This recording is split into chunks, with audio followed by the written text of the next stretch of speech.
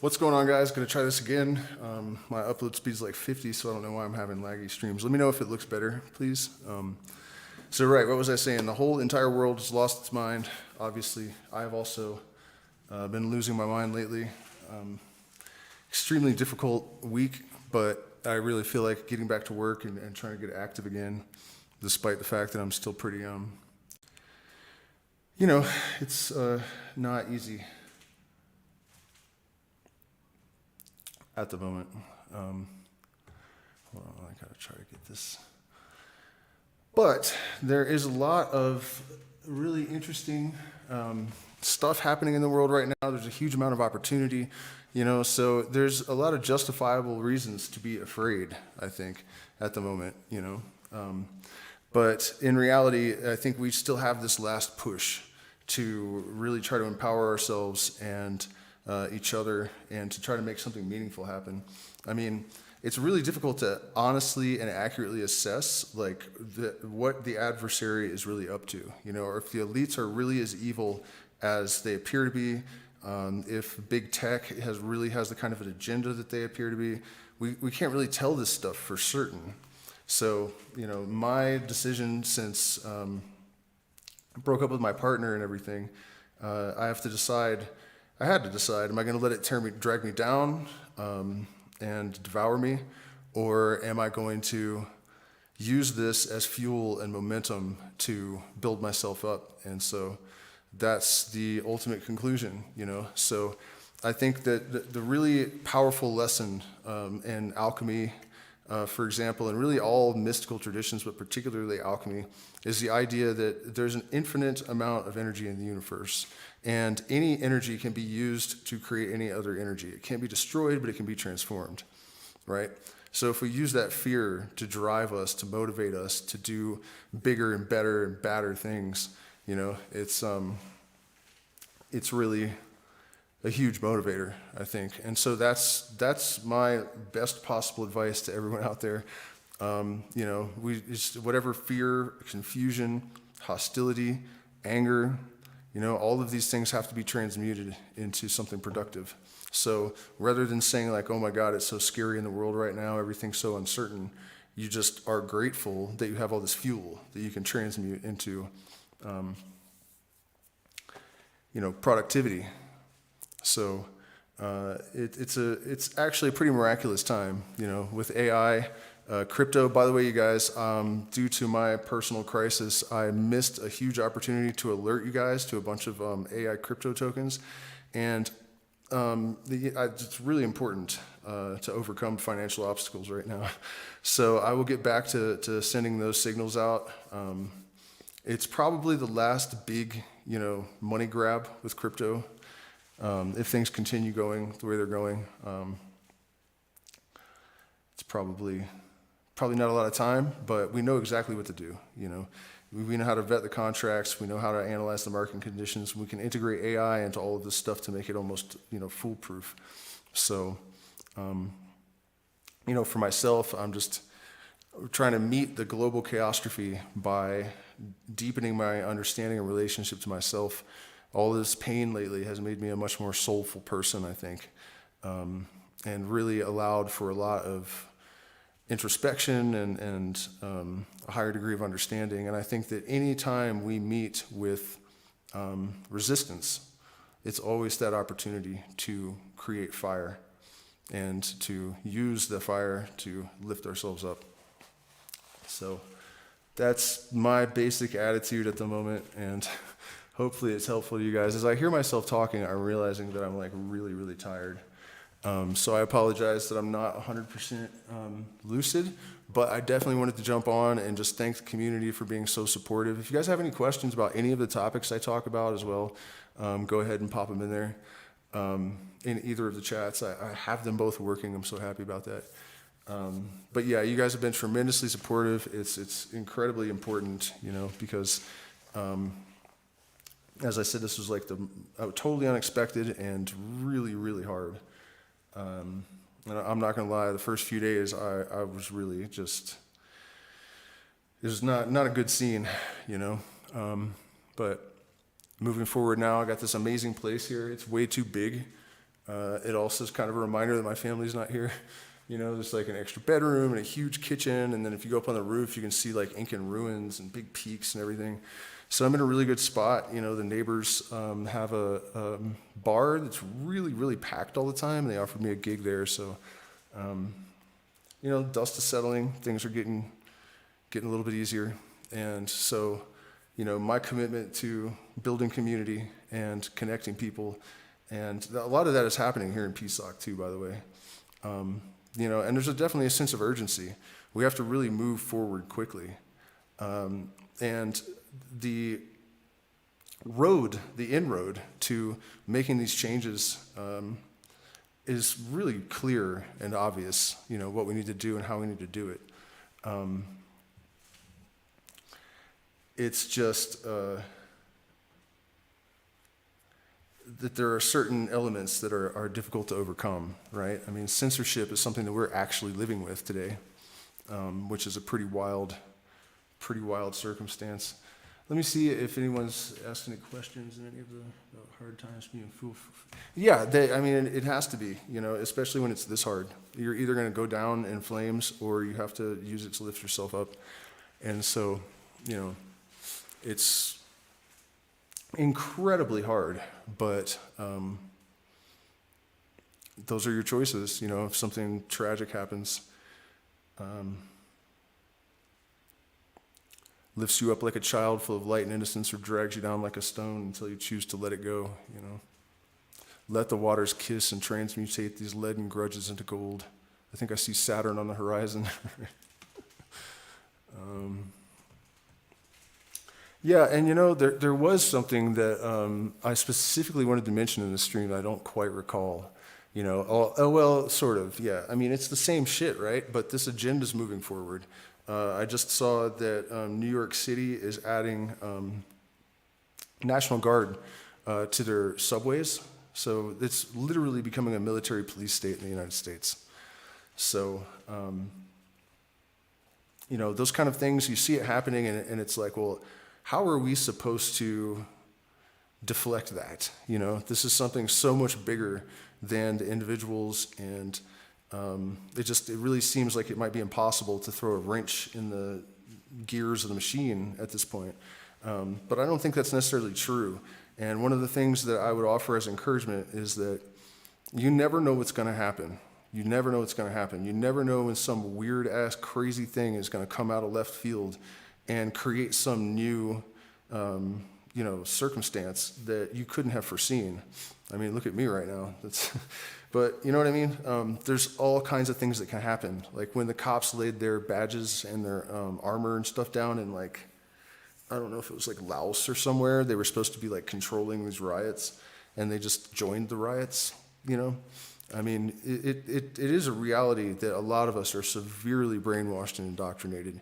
I mean, I see it every single day to an extent that is like frightening. People are incapable of thinking past certain parameters that, you know, have been dictated to them by cultural standards and whatnot. So it's a wild thing, but we have to remember we're all human, and at some point, enough is enough for just about anyone. And even though the control mechanisms and the monitoring mechanisms and everything and the censorship, it does appear to me that people are becoming more and more unable to avoid perceiving what's actually happening. And so the essential things are that we eradicate religion from our beings, that we eradicate any kind of sense of an identification with a political party.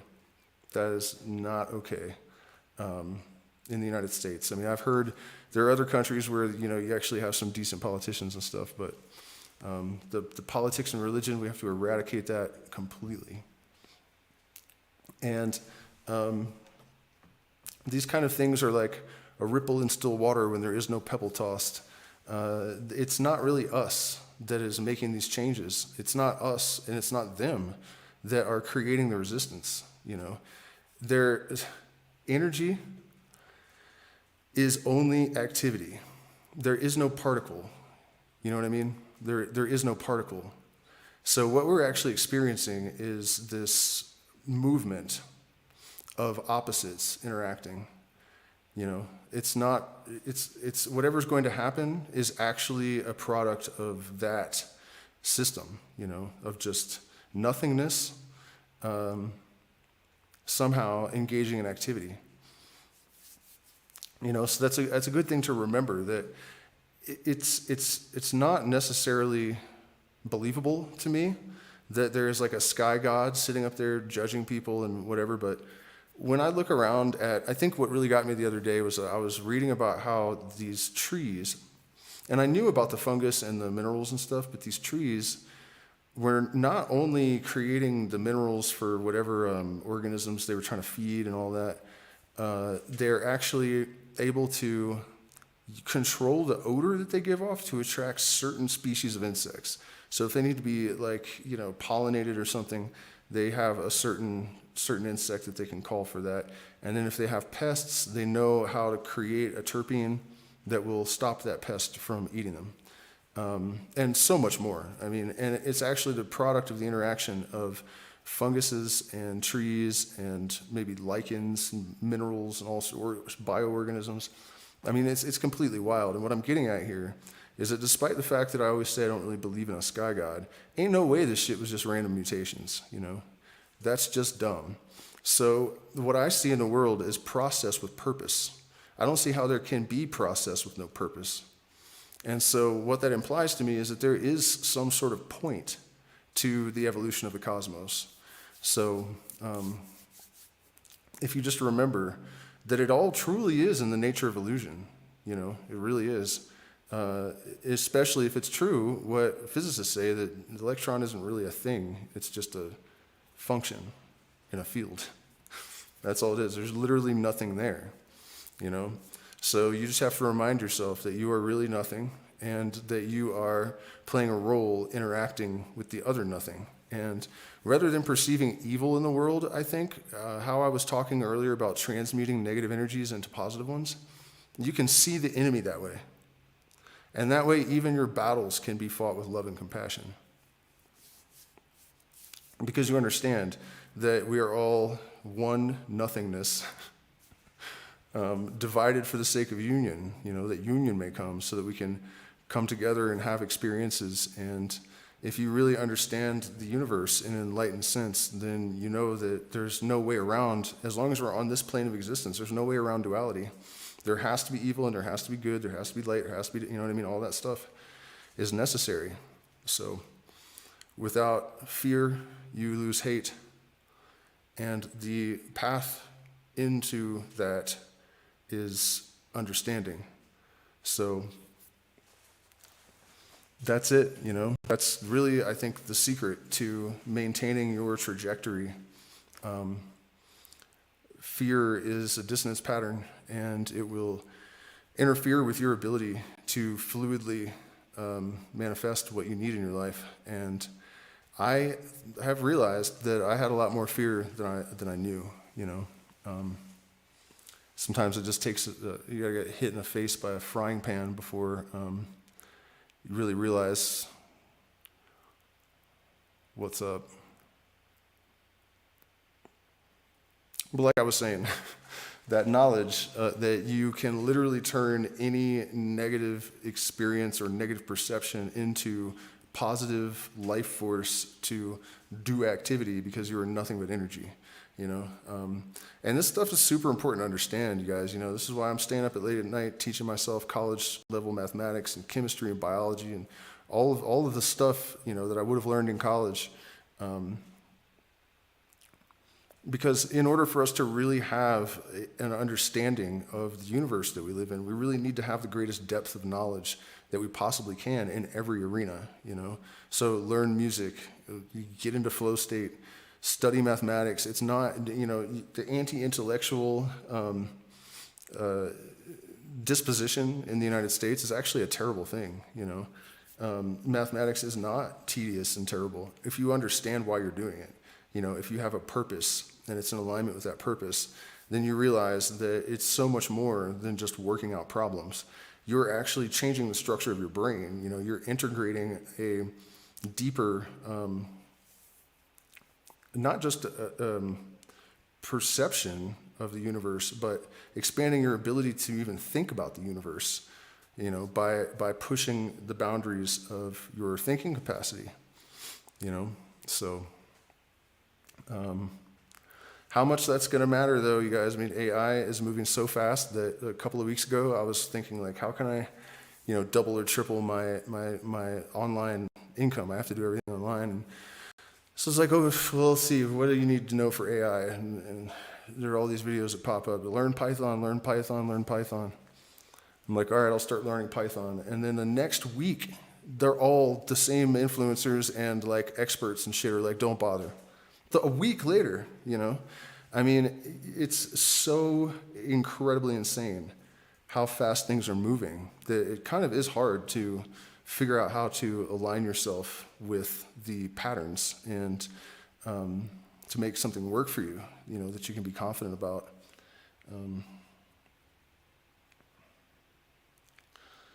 Really wild times, man. Really wild times. I know I saw some really crazy shit on social media recently that I wanted to bring up in the stream, but like I said, you guys, I haven't had a full night's sleep in a week, so I'm in much actually worse shape than I would have imagined before I jumped on here. I probably wouldn't have, honestly. Like my eyes are all puffy, I can feel it. Wow, we went from 50 to 8 people in the... Can you sell fruit seeds and other plants?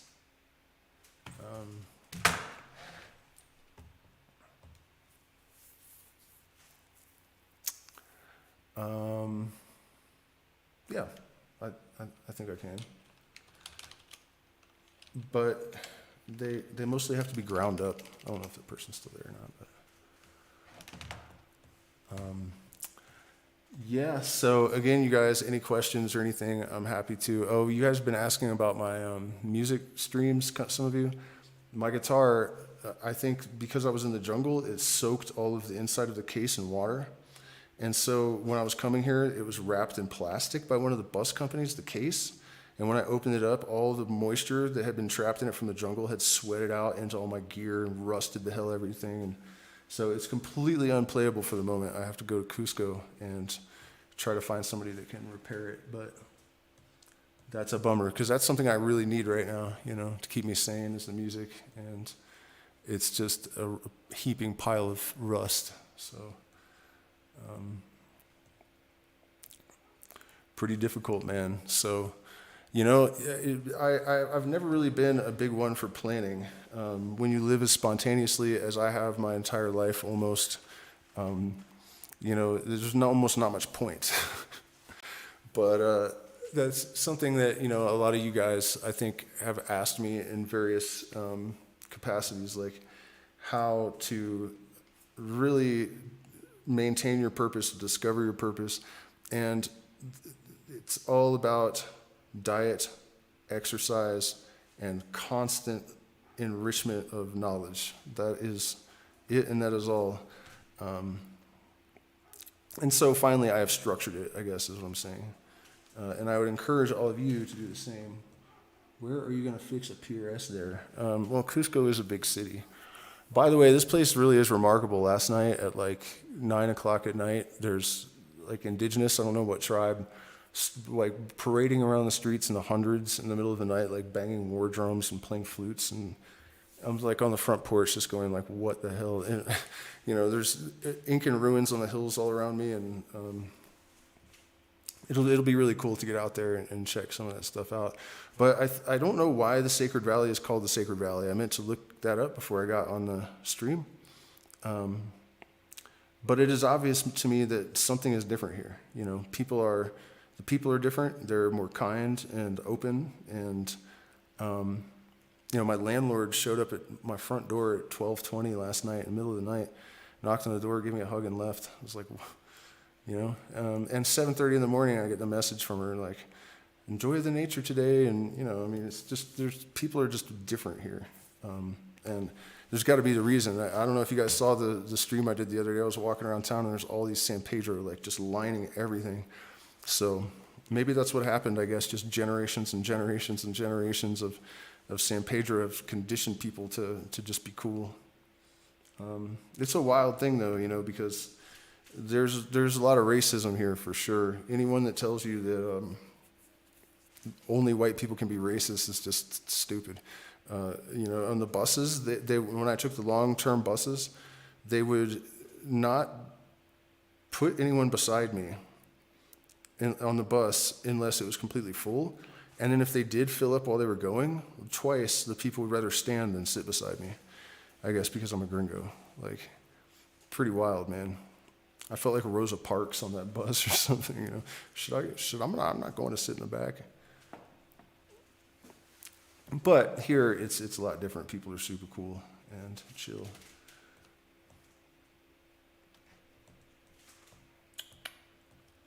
Let's see. So you guys did vote about the Kabbalion, about 40% or something, but I'd already set up the streams, so I will do that tomorrow probably. Did you guys tell me there's no lag anymore?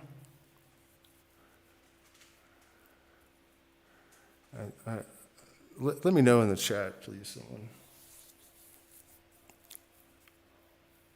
Another thing I wanted to mention, actually, that's from a Gwar song, by the way, the title of this stream, A Global Feast. It's actually a fitting feast of abject insanity, the dark curtain before the last calamity. And that song came from like 1989 or 1990 or something, so it's really wild how they seem to anticipate all this stuff. And that got me thinking about prophecy and the fact that it's really not even necessary to believe in like psychic capacity to understand that we could predict, how things are going to turn out in society just based on common sense observation and analysis, So I don't know, I thought about that the other day because there's a lot of stuff that's happening that fits so well into all of these like apocalypse, which actually means revelation, and some period of destruction followed by a period of relative peace. So, you see this so consistently, and so much of it aligns with what we're experiencing now. But I'm willing to bet if we could actually go through history, we would find chaos, order, chaos, order, chaos, order, and the pattern would probably be pretty well symmetrical. I guarantee you there's some kind of numerical pattern behind it that can be discerned. And that's, another thing that we really have to do to really ensure that no matter how much the world changes, we can anticipate what those changes are going to be. And you do that by gaining better access to the subconscious through flow state, psychedelics, whatever it is. But I think in this particular moment, it's critically important. Something else I can share from my own experience, you have to, like, if you can develop your intuition to the point that it's like deadly accurate, but you don't have the confidence to implement it, it's not going to do you any good. And this experience that I just had breaking up with my partner, when I was leaving, I talk a lot on this channel about how I've always had like a voice in my head that you could call it the higher self or holy guardian angel or whatever, and it's never told me to do anything bad, and it's always right. So you would think that I would have absolute confidence in it after decades of interactions, and I can tell the difference between when it's that thing speaking and just my regular thinking voice. There's a distinctly different tone, like a lot more power and clarity, and it's much louder than the norm, especially if it's something important. And when I was leaving the United States, it was like, do not do this. Don't do it. What are you doing? Your band is actually maybe going to go somewhere, and you're just going to and it was, of course, it's much more articulate than that. But, and I didn't do it. And then I was realizing over the last, couple of weeks with all the introspection that, I think that just kind of, the realization that was correct, that advice, I think over the years has been just gnawing and gnawing and gnawing and gnawing and gnawing at me, and I just was able to kind of ignore it. So I guess what I'm saying is that, try to do a better job than me. If you can get this dialogue going with your higher self or whatever, you have to actually follow through with the things that it tells you and have the faith and the trust to know. I mean, there are a number of things that happened even over the last week where I didn't listen to my intuition because I was thinking logically, and it just caused a bunch of problems and lost money and stuff, you know.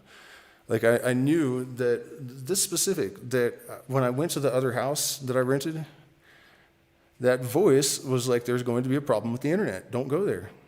And I was like, she said it's fast. So I went there anyways, and the lady that owns this place was calling me in the morning as I was going over there saying like, look, you don't want to stay there. There's no services, no technical services. Like you can't get anything repaired.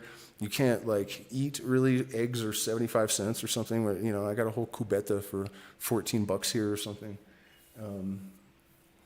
You know, and I didn't listen. And then I ended up like having to be stressed out for 2 days and, you know, bailing on a lease I'd already paid and ended up here anyways, you know. And it's absolutely true that I knew why I shouldn't go. And I knew that this lady contacting me the same morning I was about to go to the house, I knew that that probably meant I should be here instead. So it's just really wild, you know, that I've struggled with, you know, allowing that intuition to just make the call. And I guess it's difficult because sometimes being intuitive comes into conflict with what rationally and logically seems like the best course of action. So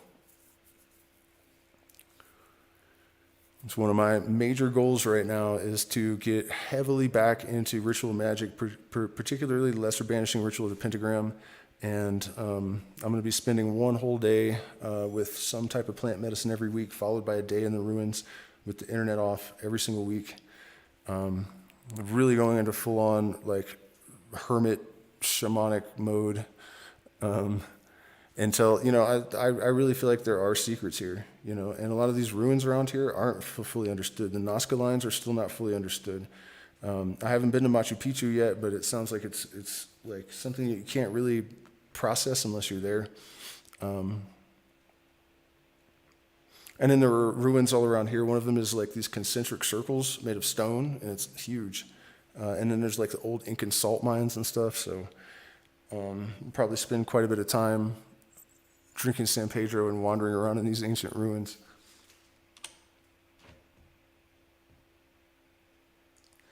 Yeah, I've done videos on the lesser banishing ritual of the pentagram. I think the one is in my Patreon, and then there's an explanation video on my channel somewhere that you can find. Do I have mover's remorse? No, I definitely do not. I mean, it was like, you know, a little bit more secluded, but it's dead quiet here. It's a nice place. I have better security. You know, I got a 12-foot wall, and there's a club down the street that I can play at, and I can walk there. So,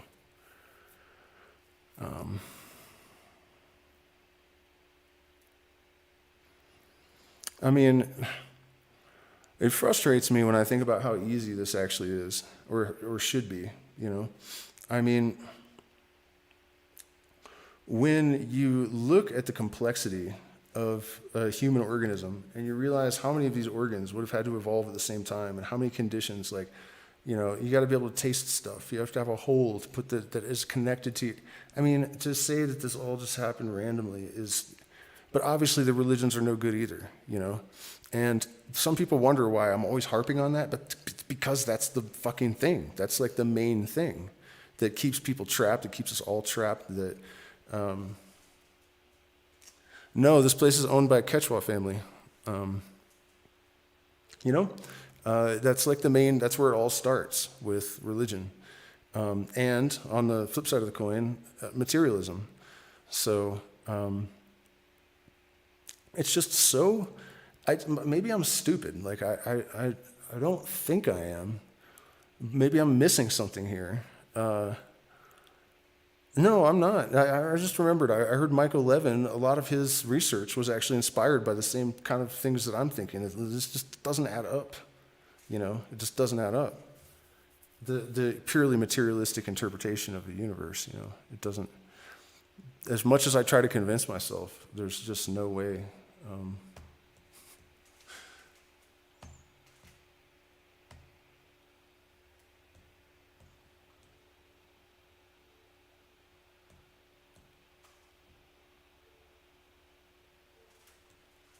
It's hard to make that call. Yeah, I don't know what call you mean, but all calls are hard to make at this point. I just hope that enough people that have some kind of capacity to make things happen really snap out of it and take this seriously, that it's going to bottom out at some point, and we really need to be ready for that, Yeah, Jonah, the Brumansia that I was talking about, I'm actually going to drink some before I go to bed because I've been having terrible insomnia. It contains scopolamine, atropine, hyoscamine, and a whole bunch of other alkaloids. And the trip that it causes is not the same as an indole ring psychedelic. It's tropane alkaloids are much more dark and confusing and terrifying a lot of times, and in a lot of cases, you can't tell whether the hallucinations are real or not. So, you can really get into trouble. There was a couple of people in Ecuador that drank a bunch of it, and the Quichua told me that they were running around naked in the jungle for 3 full days before they snapped out of it. And it's the only shamanic plant that is mind-altering, at least, that the shaman does not drink.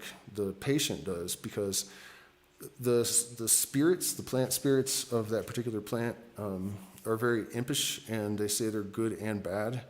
So they might help you a little bit, like give you a secret of the universe and then turn into a pile of bones and vanish or something. I wish I could remember the name of these creatures, the Quichua name. But they'll tell people, like, when you take tropane alkaloids, you get parched, is that the word? Dehydrated really, really, really badly. So these spirits will apparently oftentimes tell people to drink cups of sand to try to choke them to death and stuff. Like, it's a weird thing. I've honestly never taken enough of it to have like the full psychoactive experience, and I don't know that I ever would, because I don't know that there's really any point to it except for some extreme cases maybe. It also is used to induce a coma, because here in South America, at least naturally. By the way, you guys, hit the like button, share, subscribe, support me on Patreon, where you can join our secret streams tomorrow. There are options in the chat to support. Really appreciated it. It takes money to go and make videos, and I'm suddenly finding myself having to separately support my partner and myself because I was the sole proprietor. So really do appreciate all my patrons. In fact, there's a couple of new ones. Let me give a shout out. Probably should do that in the beginning anyways, but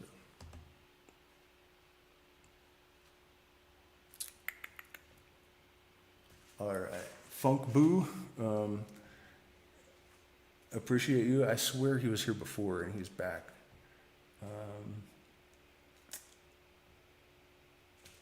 Magic Taco, thank you for your support. And Rob Sims, Alpha Draconian, I think has been here for a while. But at any rate, thank all you guys so much for helping me to survive. It's dope. Like, by making that call, by listening to that voice, which knows what you need to do, which is the tropane-based trip. Any datura, mandrake is tropane alkaloids.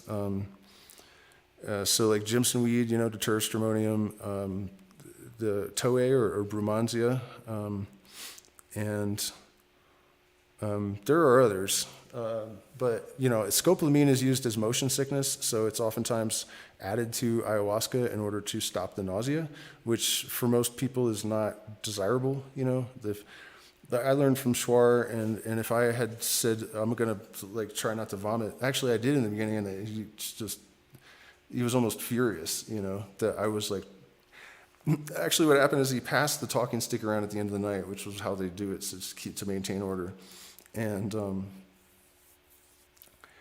when it got to me, I was like, yeah, I just asked Pachamama not to make me vomit tonight because I hate vomiting. I don't want to vomit.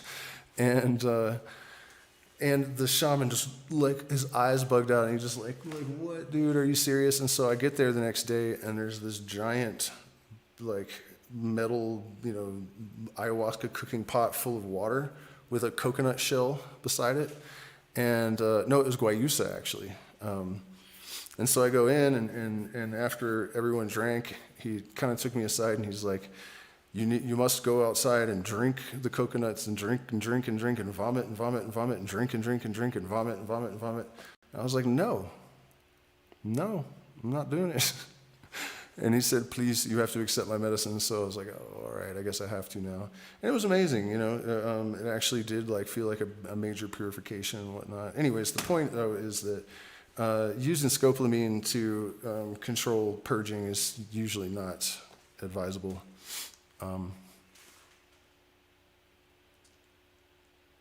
Hey, there you are, Magic Taco. How's it going? Yeah, and don't worry, guys. In the next stream, like tonight, I have speaking of Brumansia, my little Brumansia insomnia tea. And I'll get a good night's rest, and tomorrow we'll get into the Kabbalion again. But I can tell you this. It's basically, people say it's new thought. It's not really hermetic. You see some really surprising parallels in the Kabbalion with the writings of Albert Pike, which would have been maybe available to the author of the Kabbalion. But my opinion about all this, the mystery religions and Freemasonry and the Kabbalion, it all falls under the same heading. It's the same thing, but it's not like it's a copy of a dogma. It's just that, if you're able to disengage yourself from your cultural programming and your preconceptions, and you have an IQ probably above 110, maybe 120, you can see all of this stuff. It just reveals itself to you through observation. And I think the more you do that, and the more you learn to really objectively analyze things and pay attention to the subtleties in your life and the patterns that emerge. In fact, I'll share with you guys a really crazy one that just occurred to me last night talking to my friend, speaking of guar. When I was a kid, I was walking home one day, and this other kid who was 16, I think I was 11 or something, I said something about his mom. I shouldn't have done that. He was way bigger, 200 pounds. And I guess he saw me going up the road, so he got these rednecks that also didn't like me to drive him with him in the back, and he had 2 bricks in his hand, and he'd jump out and brick me, and then when I fell to the ground, he pinned my arms with his knees, and he was like, bap, bap, bap, bap, bap, bap, bap, forever, It was ridiculous.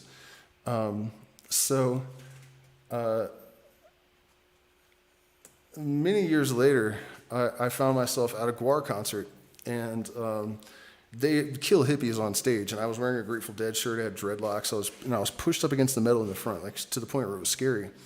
And he looks and he sees me, and I think he might have recognized me from our childhood.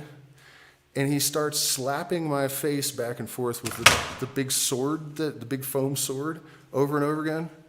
And it just hit me last night that was exactly what happened as a kid. And by the way, when that was happening, I still didn't know he was the guy from when I was a kid. When he died, I went to his Wikipedia, and for some reason they have his address, his childhood address, in his Wikipedia. And that's when I put it together. Wait, Dave. Yeah, his name was Dave. Corner of Braddock and Cool Drive. What the fuck?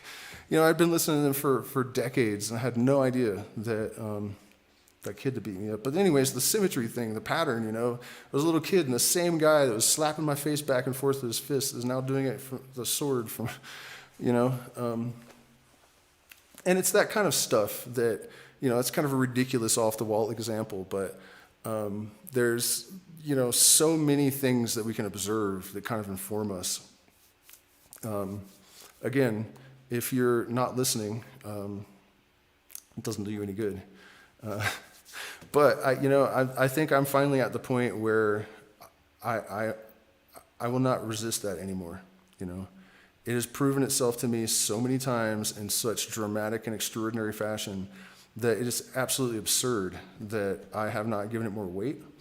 And now that I realize like how much I lost and how damaging it all was, without even realizing that, I mean, when I left there, I left the guitar that I had played probably 50% of my life, like including sleep. It was strapped to me for 20 years, and I even abandoned that, and I think so much of my pride and self-esteem and everything was like wrapped up in that instrument.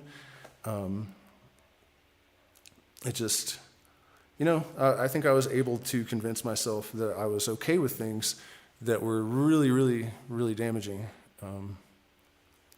So no more of that, When you know something, you just have to do it, even if it's hard.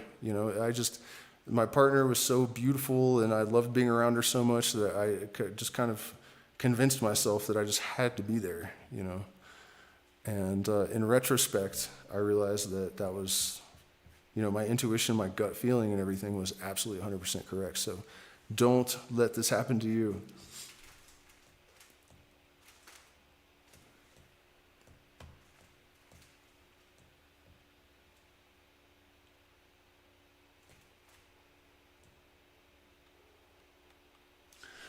No, I still need to get the guitar repair done. Thanks for asking. But, like I said, it's just been a crazy bunch of unexpected expenses lately because I had to get out of that other house because the internet was terrible and I couldn't work. And then, I have to help my partner out. And also I had to rent this place. So I'm just, my head's spinning around from just everything going sideways all at once. I dropped this camera today and the screen, I thought it was broken. It's still not quite right, but... But as I was saying, the dust is settling, the mission's clear, and I'm 3xing my exercise regimen. In fact, I'm going to post my blubbery belly on my channel and then, do a body transformation series, mostly just to make sure, to reinforce my commitment to sticking with it, Not that I'll need that, but so, yeah, and then... You guys, I hope you're all keeping track of AI developments. I know it's something that a lot of us have a lot of resistance to, but you just have to, you either use the tool or you're going to get used by the tool in this circumstance. And if you can't be used by the tool, then you may have a tremendous problem if you don't have, financial independence. I think that's really one of the prerequisites for making it through this transition is that you have to prove to the universe that you're smart enough and decent enough. It's like the idea of heaven in the Bible, 144,000 people that are like good can make it, And that's something like that is actually happening on this planet, It really is. And it's accelerating in the good, bad, and the ugly every single week, man. Every single week. I feel bad for you guys in the United States because I know that whether Donald Trump wins or loses, there's going to be all hell to pay. Jeff asked me if I've met any musicians. No, not really. I just went down to I heard music, so I went down to the club, and the guy was like, oh, yeah, man, he spoke perfect English. A lot of people speak English in this area. And there was a huge crowd in there. And he's like, yeah, well, totally book you, but then I got to get the guitar fixed first. And the problem is there's like one luthier in all of Cusco. He's not answering my calls. It could take him weeks. Like, really stressed out about that because it's something I really need right now,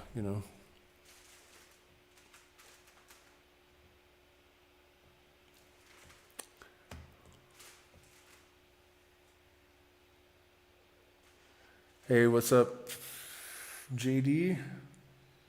Always good to see you around.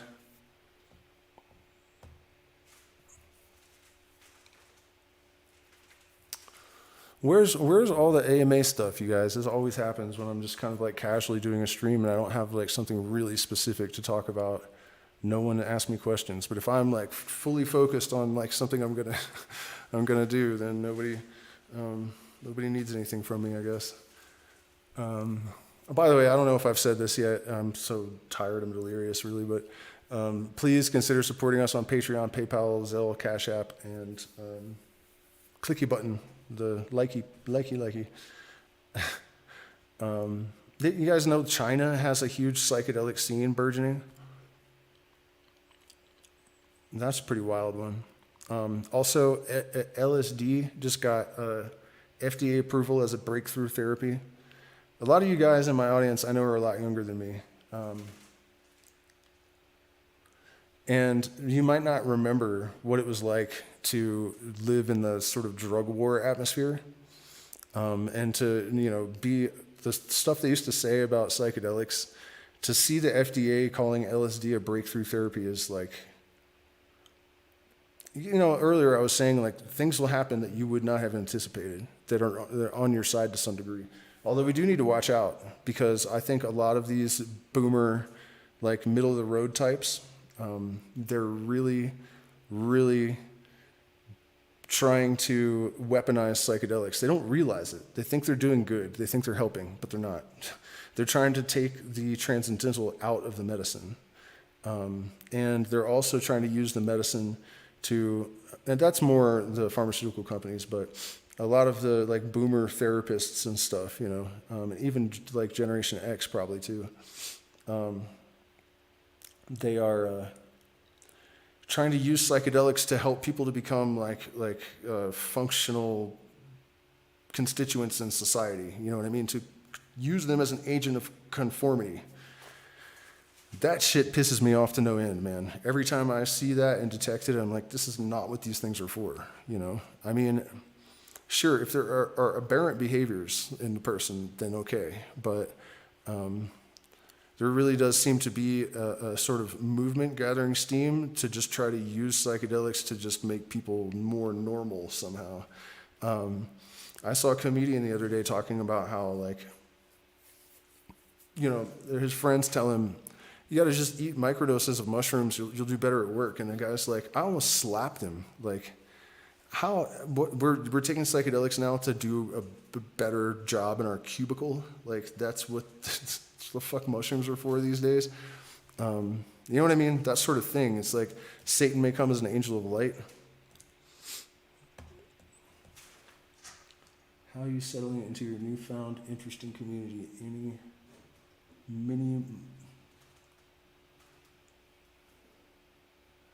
Wait a minute. Is this the same chat, or are you guys in both, some of you?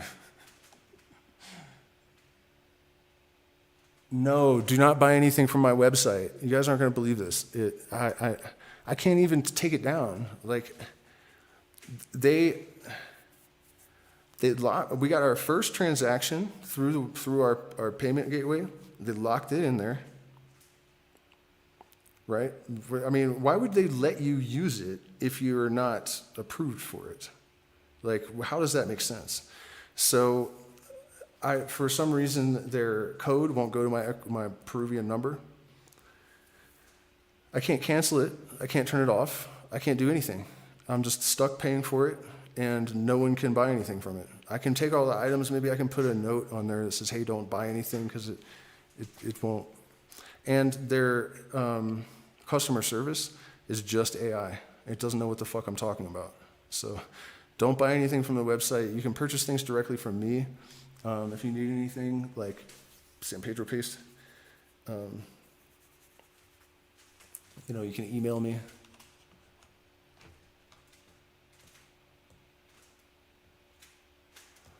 All right, and then another question from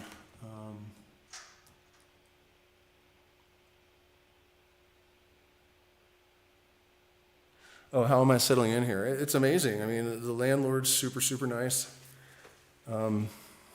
It's, a little bit weird and echoey and empty. I'm used to having a toddler running around and a girl.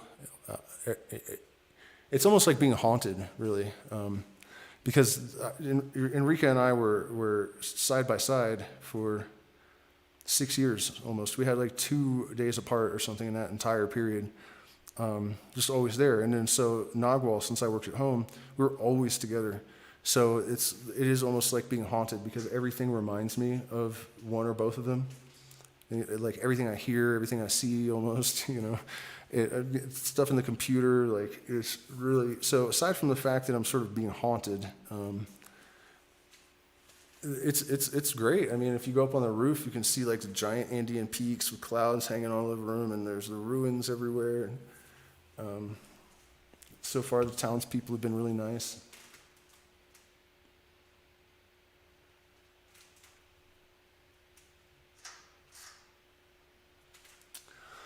Yeah, I mean, it's really great that acclamation of psychedelic medicine is occurring, but I don't like the fact that Big Pharma is getting involved, obviously. Regulation in the wrong way, obviously, is a huge problem. And the fact that they're trying to take the transcendental experience away from it, thinking it'll still work as well. In fact, I just saw an article about how they tried to make a synthetic psilocybin, and they tested it against actual like full spectrum mushroom extract, and it didn't come anywhere near close to the mushroom, and that's because of the entourage effect. There are all these harmalas in the mushrooms in relatively small amounts, but obviously they're active, and they catalyze certain effects and mitigate other effects, and so unless you could engineer the psilocybin, the psilocin, the harmalas, everything in exact right ratios, you're not going to be able to beat nature, so.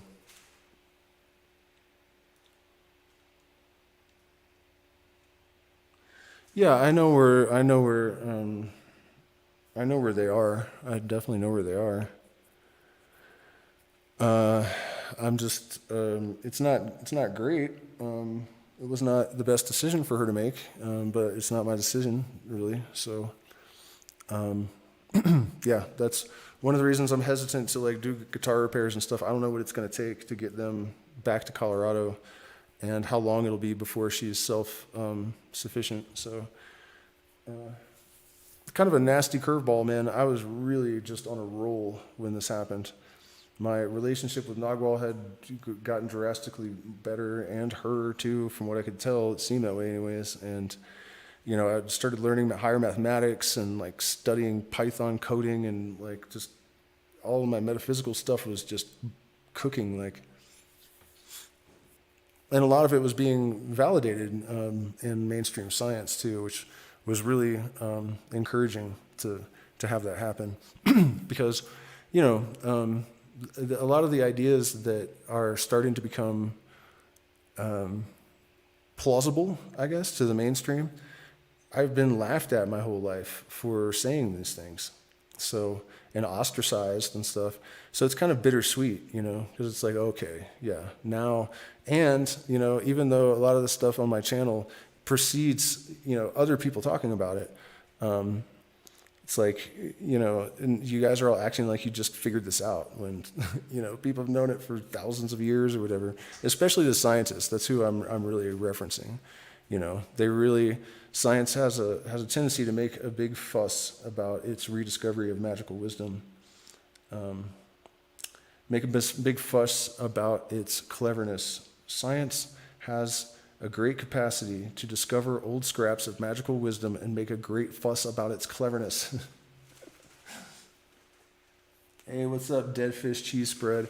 I know, man, I watched a little bit of my last music stream, and there were moments where I was like, damn, dude, I guess I can still play. And the guitar is a mess. It's so hard to play. So when I realized that, I was really excited, because I was like, shit, man, some of this is like it's not consistent, because I haven't been practicing for very long, but there were moments where I was really shocked at, some of the bluesy stuff, and because I don't know what's happening while I'm doing it, really.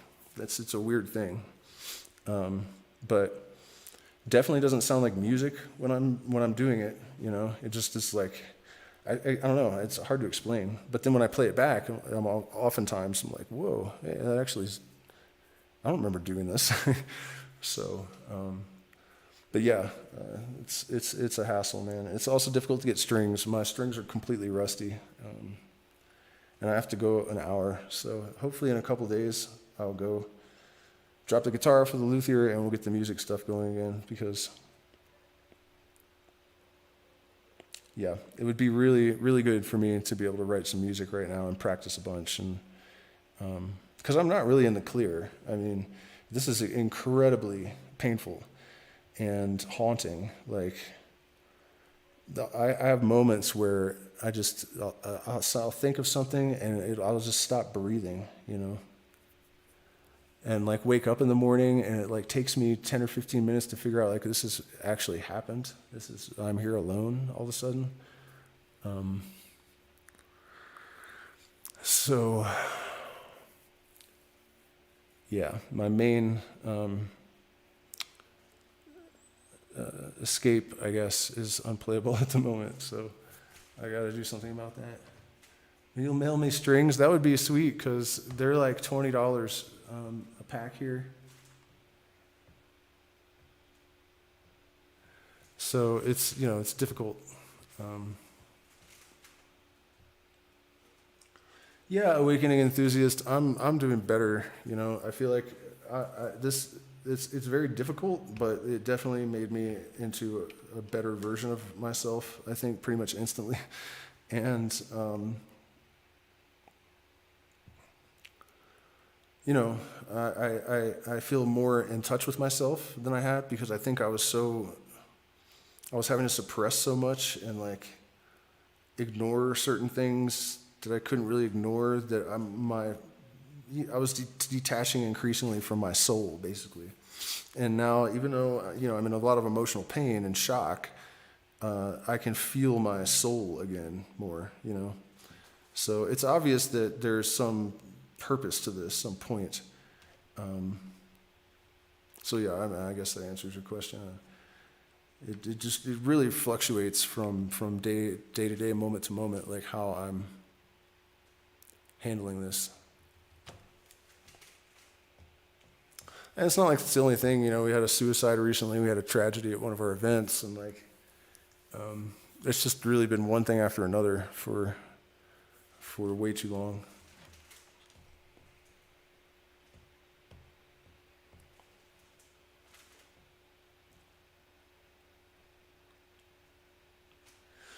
Yeah, well, yeah, I mean, again, that's what's up, man. That's why I'm really excited about getting the guitar together, because it's a really nice guitar, and if it could play well, then I'm probably more soulful at this point in my life than I've ever been before. So I'm imagining that my singing and guitar playing will improve, just because of this dissolution of this armor, I guess, that I had, that I didn't really know I had, you know. Emotional detachment on a level that surprising to me to realize it in retrospect, you know. I think what happened is my dog died, right? And I've cried once in 35 years, I think, one time. And my dog Diesel died, and I wailed like, you know, those like shrieking like Indian women at funerals or whatever. Like, it was just gnarly. And I think when looking back, I realized that I shut down my emotional body. Like, I mean, it sounds crazy, it's just a dog, but that dog was my side piece, like always beside me all the time. And like, he was so intelligent. He would actually stand on his feet, his front feet, and lift his butt up and spin it around so he could like poop in a bush where no one would walk. Like, he wouldn't do it on the sidewalk. He knew that he shouldn't do that. And one time he stood up on his front legs and spun his butt around and pooped on the windowsill of this business because there was nowhere else to put it where people wouldn't step on it. One time I came home too. I left him home too long. I got stuck somewhere, and I smelled shit when I went in the house. And I'm like, what is that? Where is it? I searched everywhere. Finally, I would look in the trash can, and he had stood on his hands and shit in the trash can because he knew he shouldn't put it. I mean, he was so brilliant.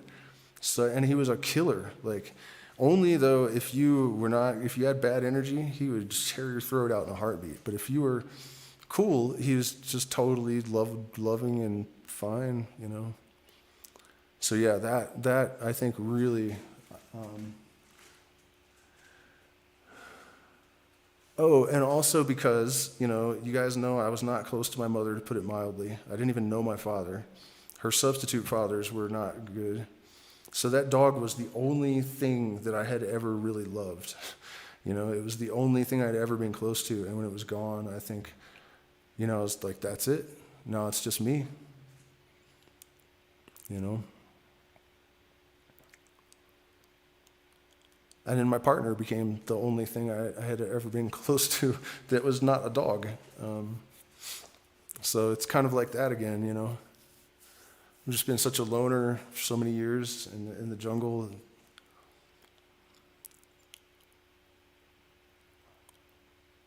You know, and so the dog died, and then my mom's suicide after a really terrible argument. I think that just, those two things I became like a one modality emotionally, you know, not up or down much, just like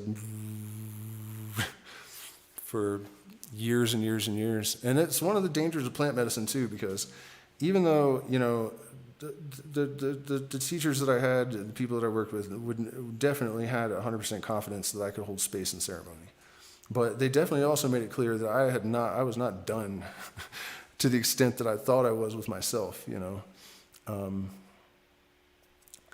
And I think because I had consumed ayahuasca with Bobansana and experienced that unconditional love for Enrica during that last ceremony before we got together,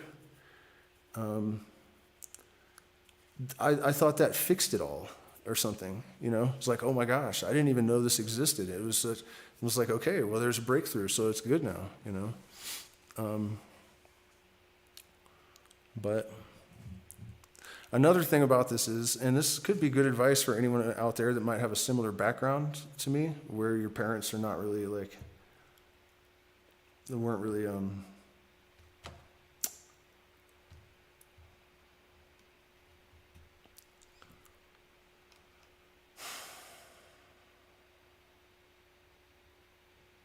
yeah, I lost my train of thought. I'm just getting a little bit overwhelmed thinking about all this stuff.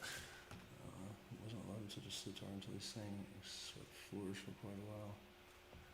Yeah. Is there Amazon delivery in Peru? That is a good question. I think so, but I'll have to check.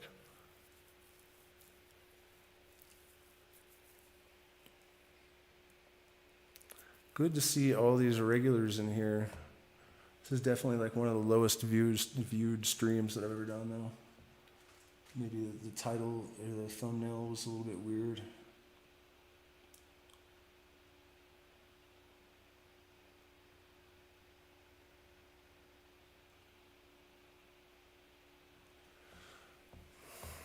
Yeah, I mean, that's facts. It's painful to grow.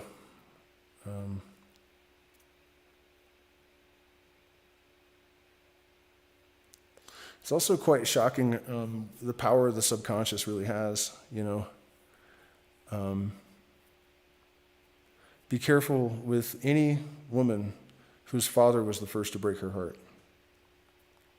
That's all I got to say about that.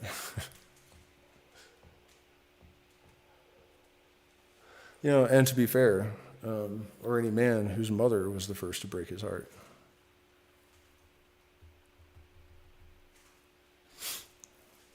It's really a wild thing, you know. They say you always end up with your mom. And my first wife, her fiance killed himself exactly the way that my mom's teenage soulmate did. Exactly the same.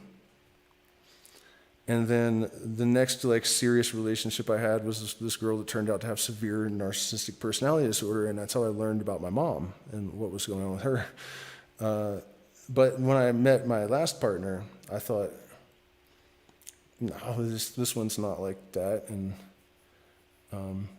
But lo and behold, looking back over this, it all started clicking. Like, she had this sort of awkward way of hugging me sometimes, and my mom used to do it, and she would make the same face when she did it, you know? And I think I probably just was like, you know, because I'd really have a hard time with my mom.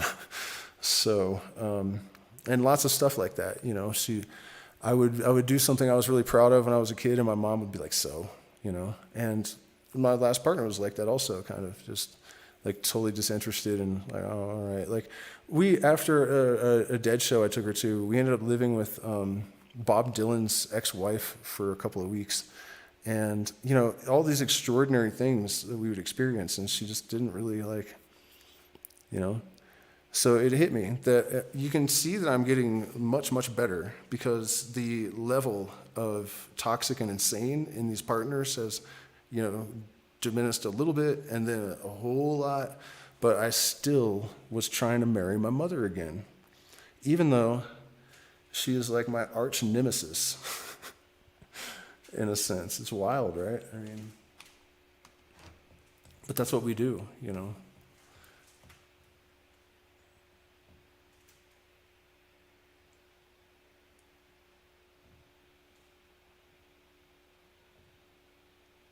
What if she never knew her daddy? I mean, that's not as bad. I think it's not good, but the absence of a parent is much better, I think, than a destructive parent, you know?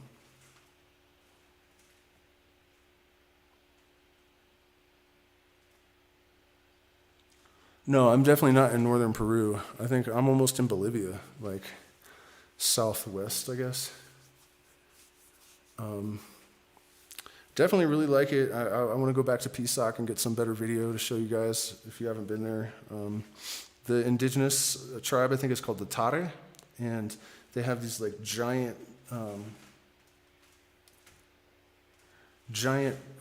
colorful hats that they wear, and they always have like baby alpacas with them.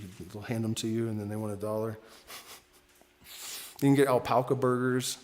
I felt kind of weird about that. I was like, oh, look how cute it is, petting it. And then I like walk away and I'm like, alpaca burger, sounds good.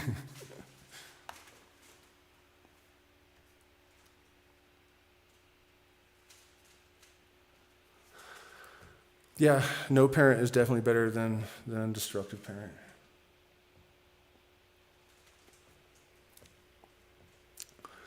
What are you gonna do, I guess? I mean,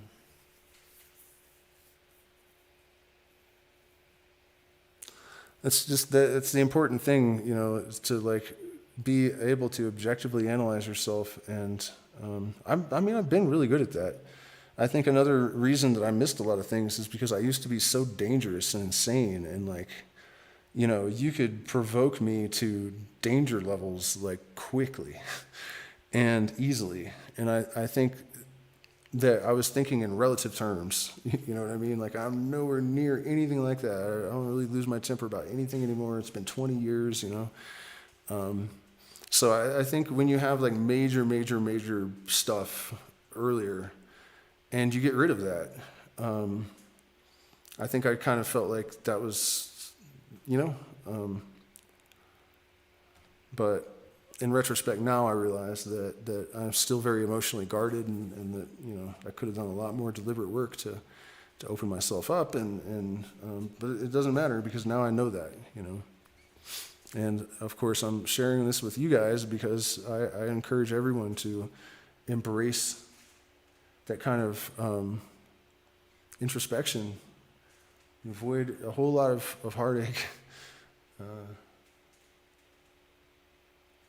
Do I feel safe here? I mean, I got a 14-foot stone wall with like broken bottles glued to them all around the house, and like 3 layers of like doors and keys and stuff. So I mean, I don't know. I wouldn't necessarily go to like you know, there is crack and stuff here, I guess. I definitely ran into 2 baseheads in town today that were kind of like, whoa, like making weird noises and kind of acting aggressive towards me and whatnot. So, but yeah, overall, I mean, PSOC even more so, I think. because it was really nice. Another thing that is interesting about this area is that Peru is supposed to be a very poor country, but I really felt underdressed last night. I couldn't believe how good everyone looked. And they all were wearing almost all black, like every person, which totally suits me. Like, I used to actually wear a black, like a really expensive black, like gangster suit all the time, and this like, expensive beaver skin hat, and I miss that suit.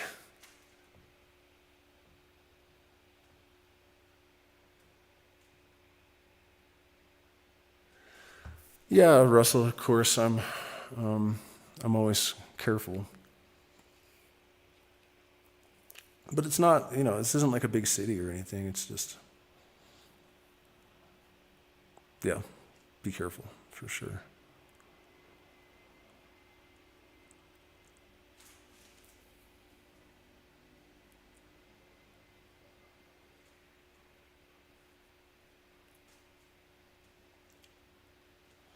Yeah, well, of course, I'm not saying that the plant medicine didn't tremendously help me. I'm just saying that I was surprised to discover how many blind spots there still were, after all these years. But I guess when you come from a background like I do of like, just insane levels of abuse and like murders all over everywhere and all that stuff, there's going to be a lot to look out for, even when the worst of it has been conquered, there still was other stuff. But, after this experience, I think a lot of that is gone. And, my plan over the next couple of weeks is to drink medicine and spend a day in nature every week, 2 days off the clock. And really try to finish this processing of my past, What do I miss most about the USA? Playing in bands and picking mushrooms on the West Coast, like chanterelles and morels and all that kind of stuff. The highway, I think it's a 160 west.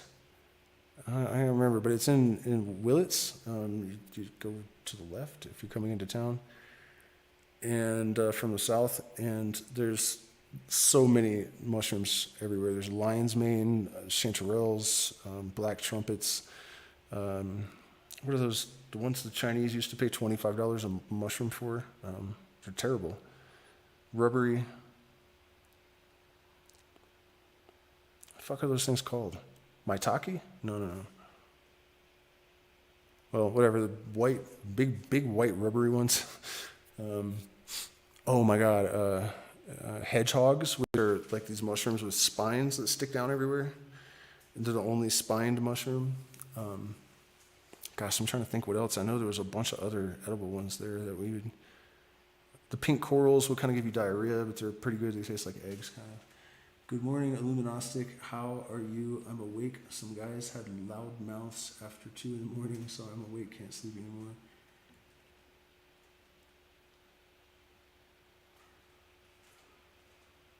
Well, welcome, Johan.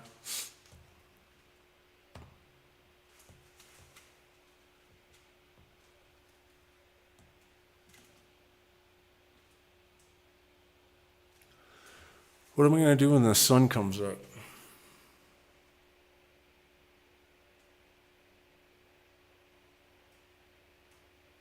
Maybe go up the mountain and check out the ruins up there on the hillside. May, why do you miss mushroom foraging? You also moved somewhere where you can't really do it. It doesn't rain much here either. It's kind of cold. There might be something out there. I don't know. I'll go look if it rains.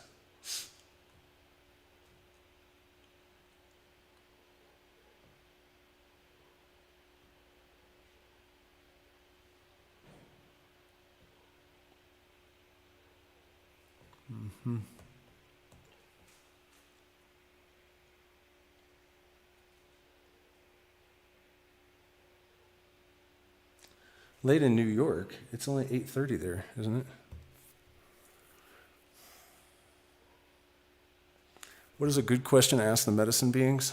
Anything that you can prove that you didn't know, and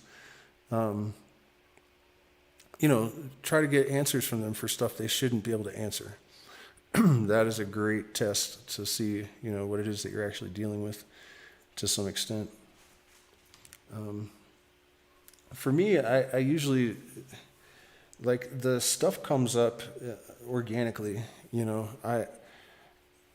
I'm not saying I don't set an intention before a ceremony, but it's usually for other people, mostly. So my interactions with them seem to be it's just sort of organically generated, like whatever needs to be processed is what emerges. It doesn't really need to be so deliberate. But aside from just, the satiating curiosity, by trying to ascertain whether they're objectively real or not, chances are pretty good that if you have some issue that is problematic for you, you know what that is. And so the best question is to pose, like, what do I do about this? Where did it come from? That is another thing, that kind of psychoanalysis, like, how did I get this way?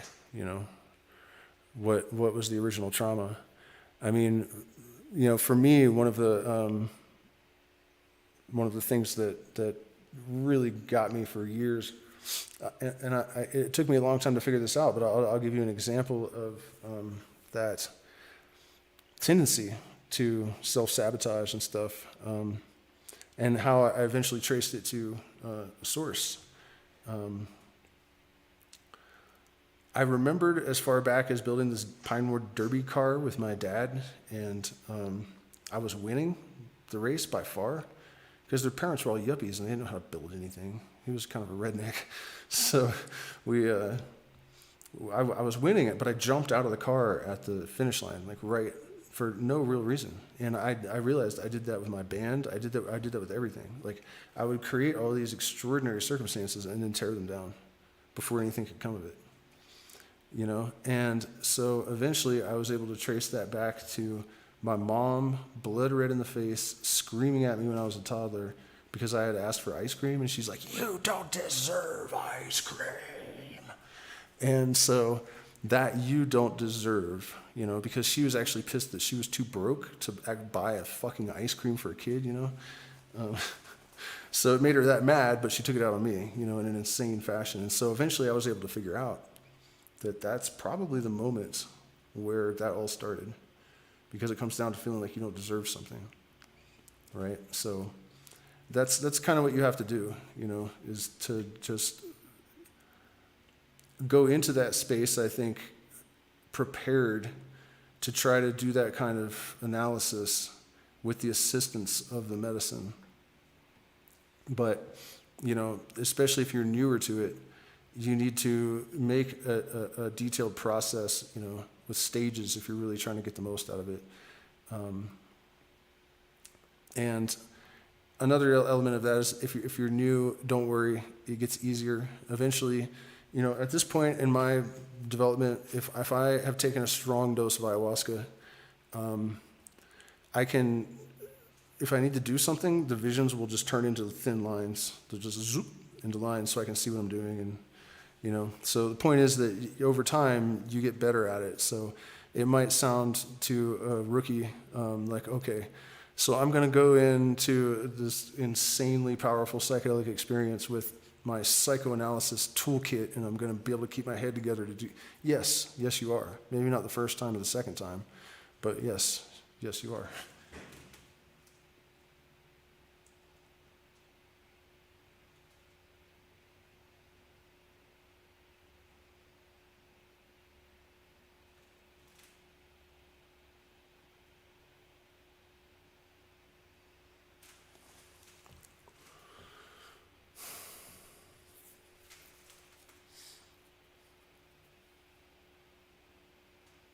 Wait, you're on a desert island? What the hell are you doing on a desert island? You know, we didn't really even talk much about the, I really wanted to not talk about all this personal crap tonight and not think about this relationship that's just ended, but I guess it's still really difficult. And a lot of you guys are asking too, which is fine, but,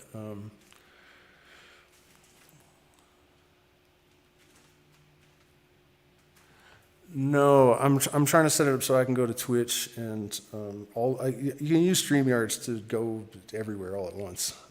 I don't know if it's like hard, if it takes a lot of bandwidth to do that, or I have to do a little bit more research. But that's one of my plans is to really start pushing all this stuff a lot harder.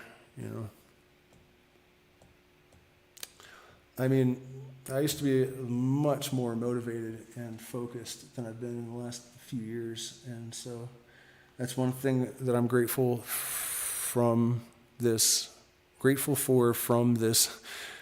situation, is that it made me acutely aware of a lot of stuff.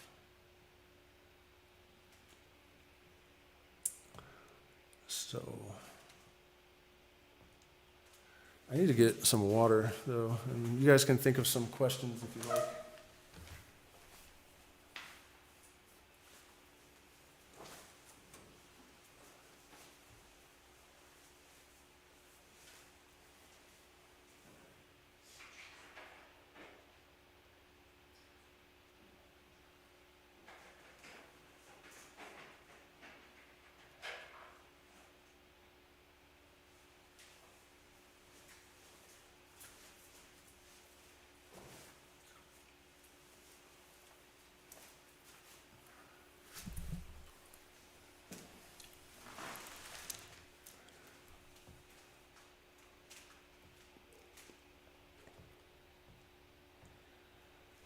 Actually, interestingly, what are my thoughts on the last Calamity? Well,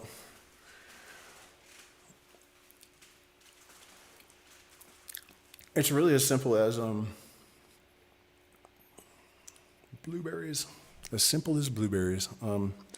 It's as simple as understanding that no new order can emerge without chaos. So if you think of the human race as one collective individual, or an individual made of a collective or whatever, like the macro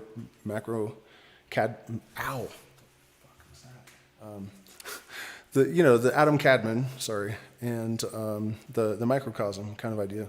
So the shaman has to go insane before he becomes a shaman and put himself back together.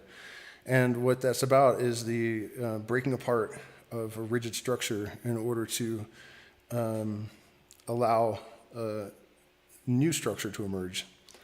And the human race has to do that too.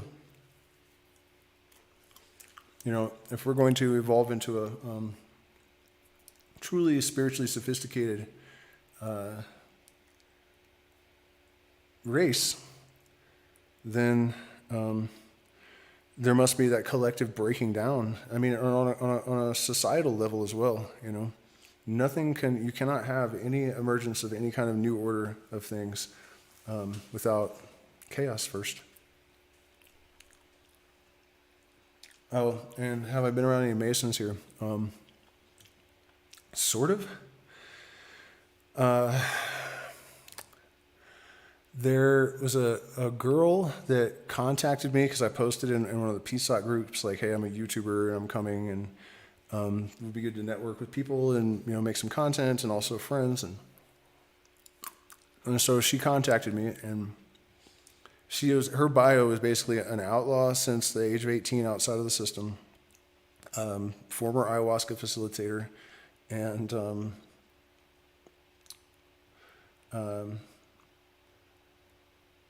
like student of alchemy and teacher of alchemy in the Western mystery tradition. Who does that sound like? You know, I mean, it was exactly the same bio that I have, basically.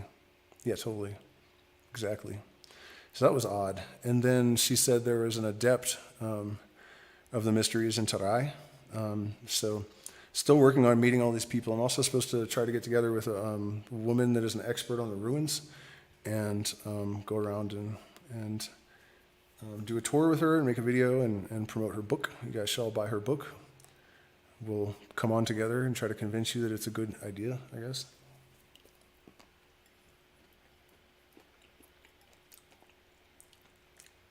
As I was saying earlier, these areas here are not even fully explored. They're not like Vilcabamba, which is basically like Spirit Valley. It hasn't even been excavated. It's just there, 2,000 years old. So, I'm quite sure that there are all sorts of secrets that this land here can yield. And I'm definitely going to attempt to do that. And I think it's probably not, I don't know, probably not that uncommon, I guess. But when someone looks at a different tradition through the lenses of, so when someone looks at a tradition through the lenses of a different tradition, I think it's very likely to lead to some insight, So if you have archaeologists that are working on an area and they discern all this stuff, there's anthropological archaeologists as well. And so they discern all this stuff, and but they do it within the parameters usually of their niche. Like this is a guy that studies the Mayans. This is a guy that studies the Incas. Like, and also from the matrix kind of educational process bound, point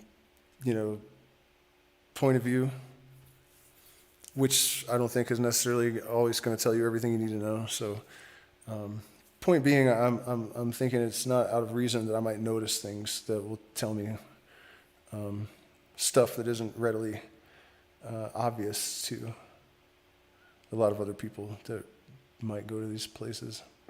I don't really know what if there's like symbols carved into things or like. Yeah, I don't know if they're just giant stone structures. I'll find out this week.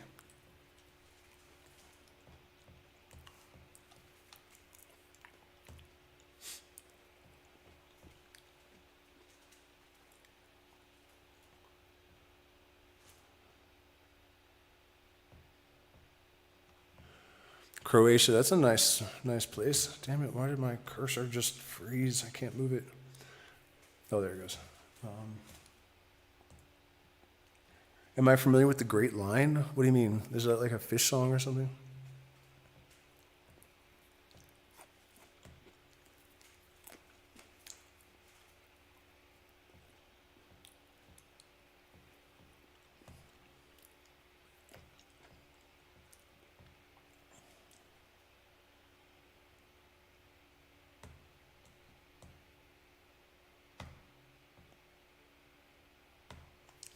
Please don't forget, all you groovy people out there, to hit the like button, share, subscribe, and there are all the addresses in the chat that you can use to support us. It's still us, even though we're not together. I am taking care of everything, so we really do appreciate your support in these ridiculously, absurdly fucked up times.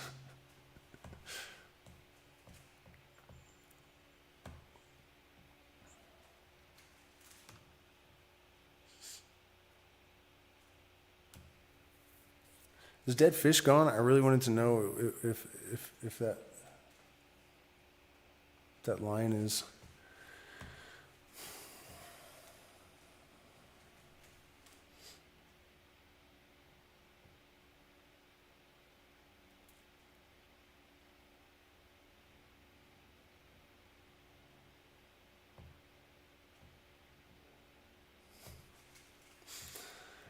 Oh, I should probably pop off and go make myself some trout.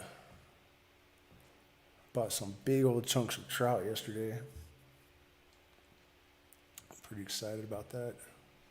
It's okay to eat fish because they don't have any feelings. I don't know, man. I just...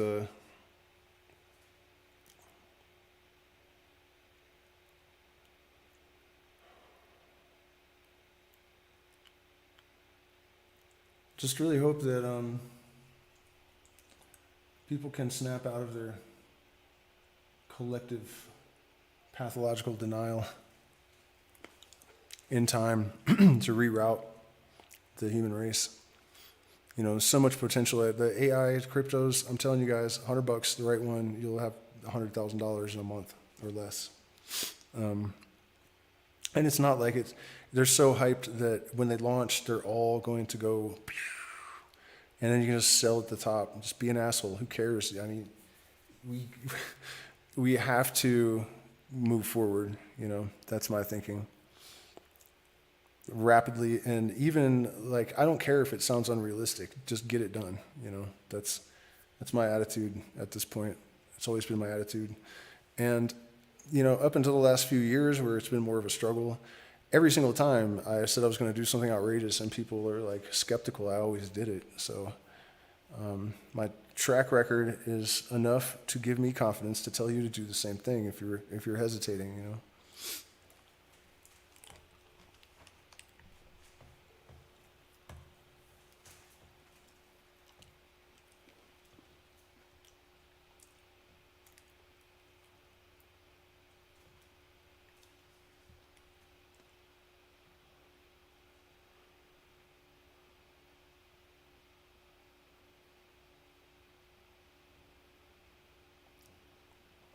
Yeah, it sounds like you guys are talking about how these ruins are all situated like really weird spots all over the world.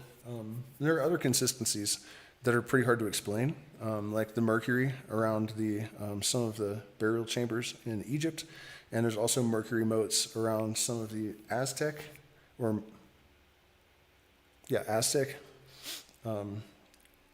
mercury moats. And Mercury was a psychopomp. The Thoth Hermes, the Egyptian, the Hermes of both of them.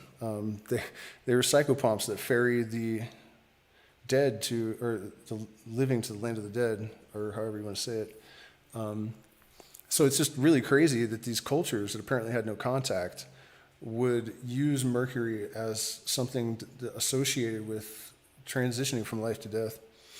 And then this other culture on the other side of the planet, it was in a different way. Like they used the name of the metal for a mythological character that did the same thing that they're using the actual metal for on the other. You understand? That's bonkers. But it's true. Another crazy one is, everyone knows this at this point, but I don't know that I've seen a lot of people talking about what it implies. But the whole speed of light, accurate to like 7 decimals, or not decimals, but digits, or the whole number is there. And so, of course, people say, well, they didn't use our coordinate system, and they didn't use miles per hour for the speed of light, but that's not the point. It's not the point at all. And it's not just that measurement. There are like the base and all these other parts. And you also will notice, if you're really paying attention, that if you draw a circle around the bottom of the pyramid, it's the Philosopher's Stone in 3D. So there's that. And so what I'm saying about the explanation is that it's very, very good evidence for some sort of universal mind. No, they didn't do that exactly deliberately. And it has nothing to do with miles per hour in a sense, but it's not a meaningless coincidence either, And I think when it comes to that kind of subtle thinking in metaphysics, and people generally, it's one or the other, But another thing that is pretty wild about that is that I had a vision 6 or 8 months ago of the capstone on the pyramid being, it wasn't there, and there was all this like electromagnetic energy like pouring out of it, and it was interacting with the field of the earth. So it was like manipulating evolution. And about 2 weeks after I had that vision, I saw that there are actually melted staircases around the center part of, I guess, the king's chamber in the pyramids, and melted stone staircases, like obviously melted by extreme heat. They're like running down like candle wax. And the scientists have said the only two things that could have caused it is electromagnetic energy, which is what I saw coming out and interacting with the field, or nuclear. So it's interesting to me because I think that that it was correct. You know, that vision that I had no idea about those melted staircases, and it makes sense somehow. Like what are those pyramids for? Well, they're for influencing every living thing on the fucking planet. That's what they were for.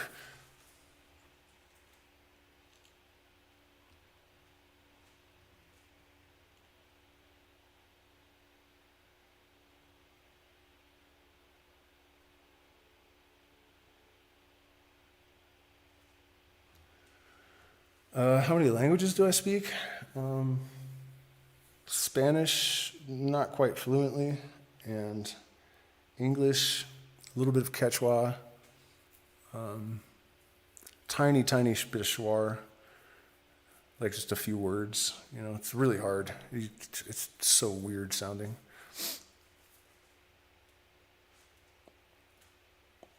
Yeah, you guys like, share, subscribe. Join the Patreon. We're doing Masonic Degree 27 tomorrow, and it's amazing. When you read the Masonic literature, and you instantly realize that it can't possibly be what the conspiracy theorists are saying. It just isn't. But you also see that they are using basically what we would call magical principles, I guess. Basically seeing, entire populations as energy and geometry. And that's really how magicians think, In the front of Aleister Crowley's Magic in Theory and Practice, he says, this is a book of spells, conjurations, angels and demons, and other things that may or may not be real. Whether they're real or not is immaterial. It only matters to the student that if you do certain things, certain results will follow. And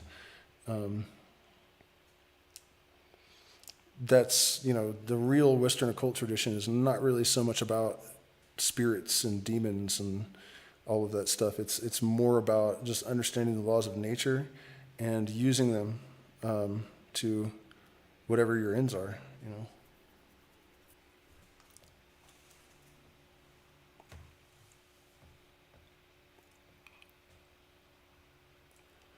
Yeah, there's good fishing. There's lakes and rivers. There's big trout, like really big, like lake trout, I guess.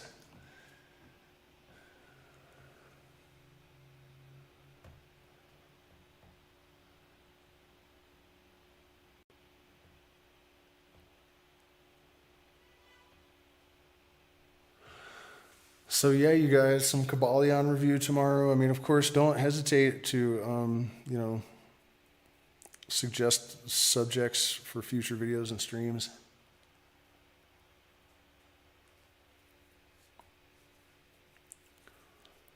Always open to suggestions. I don't know if I really finished answering this, what do you think about the last Calamity? That's what's so difficult, I think it's paralyzing a lot of us, including me, part of my issues over the last few years, how to do with that. Like, what's the point? They're obviously going to enslave everyone and maybe blow up the whole planet. Like, what is the point? Like, what,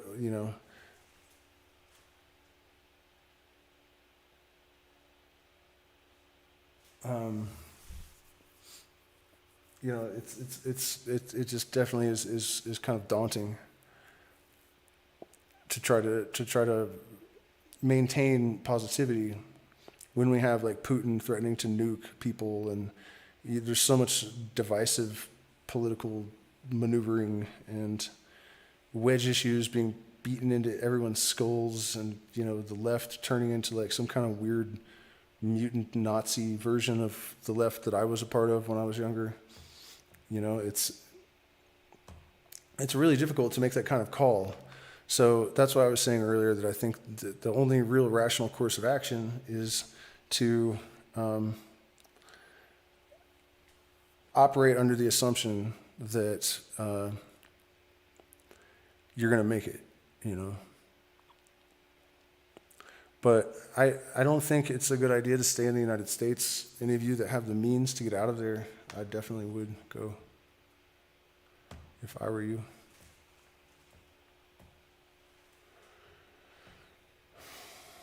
Well, I'm going to go make myself some trout because I am hungry. And I may, you know, I don't see how I can sleep. Oh yeah, I got the Toei. But what I was saying is, if I'm still awake despite my inability almost to keep my eyes open, I'll pop on for another stream. Maybe we'll even do some Kabbalion tonight. Oh, I rambled on that though, didn't I? I was gonna say that really what the Kabbalion and what the secrets of the Western mystery tradition, all that stuff, what's so mind-boggling about it is that it's so obviously true. And it's just, the consistencies in it are because it's true, I guess, is what I'm trying to get at, you know.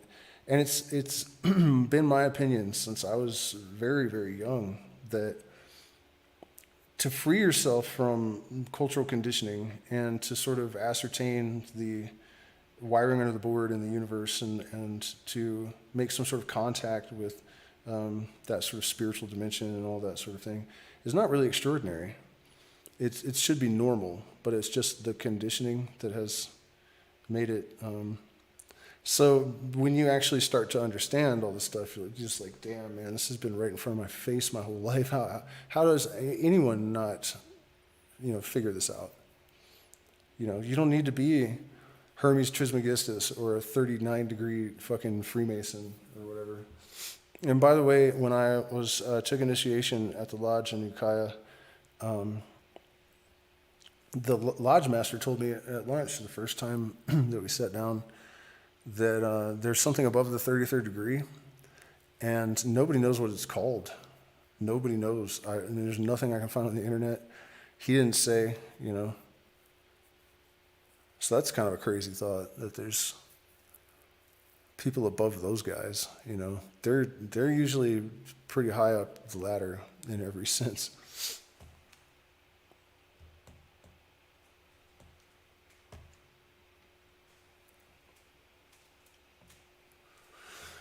So, you know, you guys, I mean,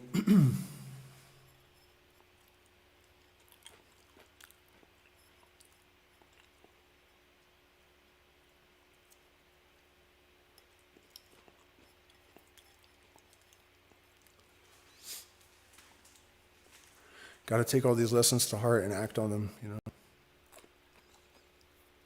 I figured out that you can talk to people till you're blue in the face. You can be totally right, like unquestionably. And it doesn't matter, you know. It doesn't matter whether it's obviously true. It doesn't matter, you know, if what the person believes doesn't make any sense. It just doesn't matter. If you're really interested in causing some kind of change and you'd like to see the human race start acting right, the only effective course is to lead by example.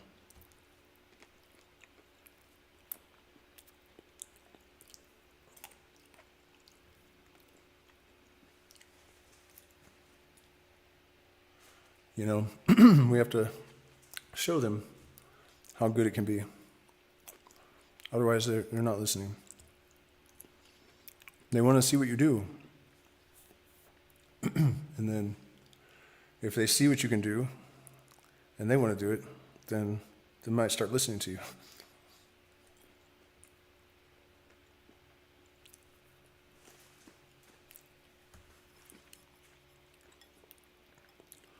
One of the things I've been really thinking a lot about is like how people are so invested in Donald Trump or so invested in Joe Biden or whatever.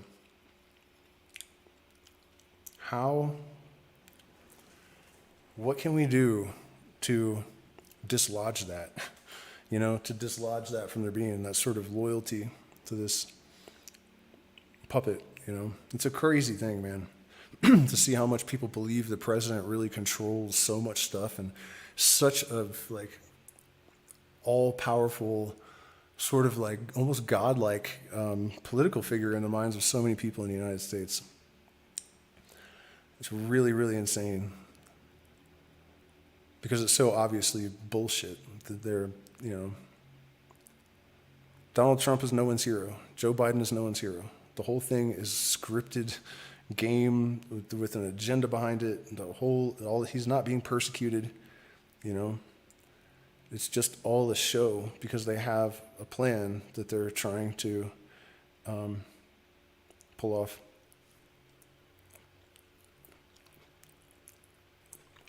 And I think that's, I don't have a big enough audience to really tear that down. I'm going to try to grow it, but even if I did come up with the right things exactly to say, it's difficult for me to get past all the restrictions that have been put on my accounts, all of them. So, but something to consider, I think the only hope that we really have of changing the trajectory is to force people to confront reality as it actually is, which would mean that all of the Trump supporters would have to accept that they were duped, and all of the Democrats would have to accept that they were duped. Otherwise, as long as they maintain these like insane commitments to these like figureheads of ideology, we're not in a good place. Like that has to be over, that kind of like idol worship of politicians and gurus and stuff. I mean, I watched a short clip of Sadhguru talking to someone the other day, and it's just, to me, it just sounded like a sensible, smart person. And there's like people like worshiping him and shit. That's how bad our society has gotten,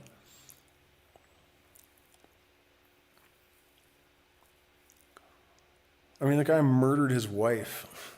It's like he wasn't convicted in a court, but it's almost 100%. It is 100. Well, she could have died of natural causes, I guess, and he propped her up or something. But I don't know. You guys probably all know that story. But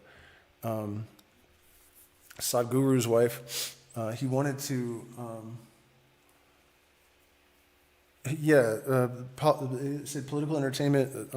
Politics in the United States is the entertainment arm of the military-industrial complex. Yeah, he killed her, dude. He definitely killed her. I mean, he wanted to be with a mistress, so they took her out and propped her body up and acted like she intentionally left her body. But, what mom with a 6 and a 9-year-old, so enlightened, and detached from desire that, like, she just had to leave right now? Like, it's stupid as hell. And then when the police were coming, and the family, even though it's not Sadhguru's tradition, they burned the body. So, and they don't do that. His tradition doesn't do that. So 100% there was some evidence that he covered up. Killed his wife. And now he's a millionaire for giving people common sense advice. You know why, too? He has a big white beard and he's Indian. But white privilege, right?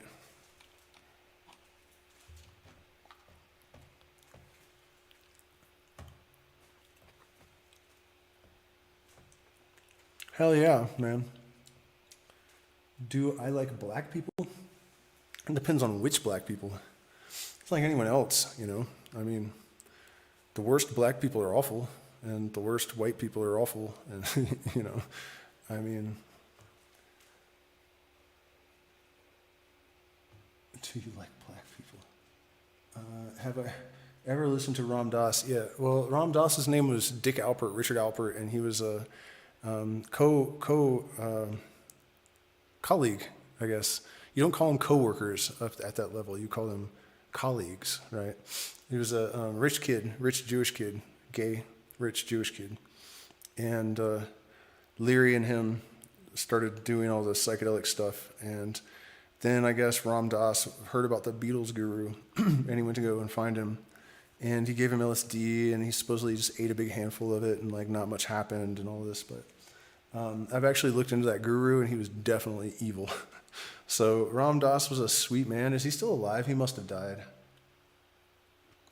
Oh yeah, I've seen him in person. Yeah.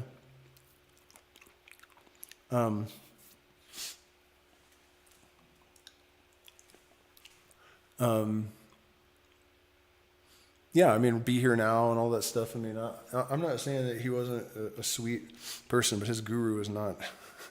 His guru is not good. Just like most of those guys, you know.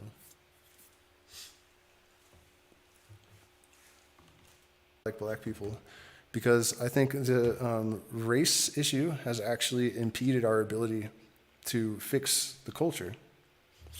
And I'm not just talking about black culture, but white culture as well, because, you know, if you're out there justifying the things that the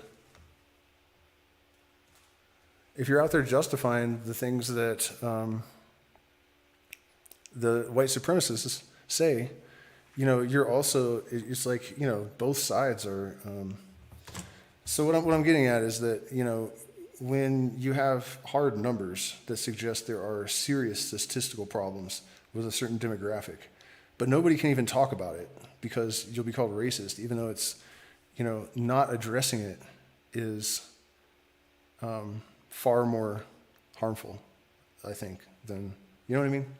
So, that I feel is important. And there is some progress happening, I think, in that area, because back in the 90s, when political correctness became a movement, I guess, the first thing I thought was like, no, this is fascism. They're trying to control your freedom of speech. And they're trying to make you think it's good to control your speech. Like, this is not good. It's not going somewhere good.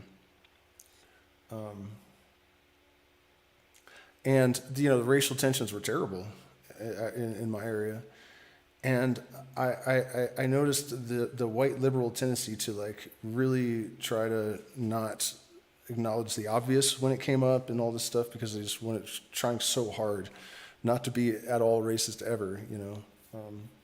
When in reality, if there's some sort of bad behavior coming from an individual and you react to it, that's not racism. That's just reacting to the behavior. But you know what I mean? Like, I predicted that we would know that it was really over, the racism, when we could all make fun of each other, like, freely and brutally, and people didn't get mad, you know. And that's actually starting to happen. I've seen some white comedians lately kind of ragging on black people, and it's like, wow, nobody's getting mad, you know. The black people in the audience are laughing their asses off, and you know what I mean? Like, that's what needs to happen. And it is. So I'm glad to see that, because really for me growing up, it was a problem in the areas where I lived, you know. Racial tensions were pretty bad.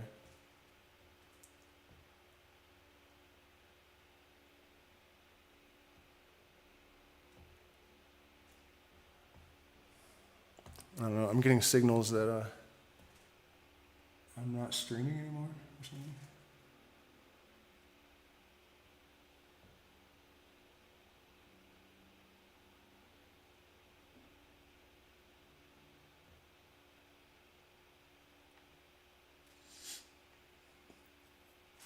Yeah, a certain Aleister Crowley book that you should read. Magic in Theory and Practice, and then Magic Book 4, and then also the Book of Lies. But the Book of Lies requires some study. It's not like you read it the first time. If you don't know all the terms from Hebrew mysticism and whatnot, then it's just like a bunch of gibberish. But so you have to know the Tree of Life pretty well, the Kabbalistic Tree of Life.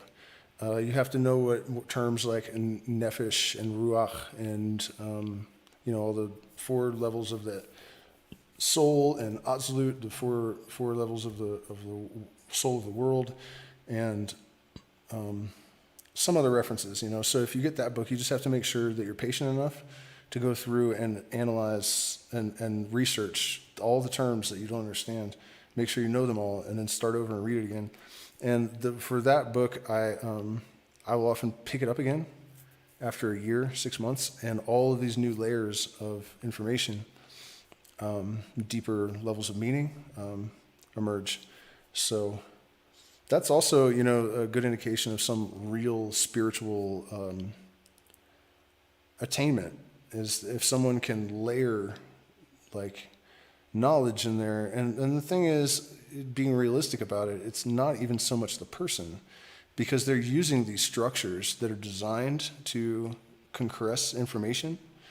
And so you use those structures, and that's already sort of set up for you, and then you just kind of code it with occulty poetry or whatever. Moonchild is not a very good book. It's one of his only novels, like fiction novels. It's pretty bad, but one of the best poems I've ever read is in that book. Also, Conk's Own Pox, Little Essays Towards Light.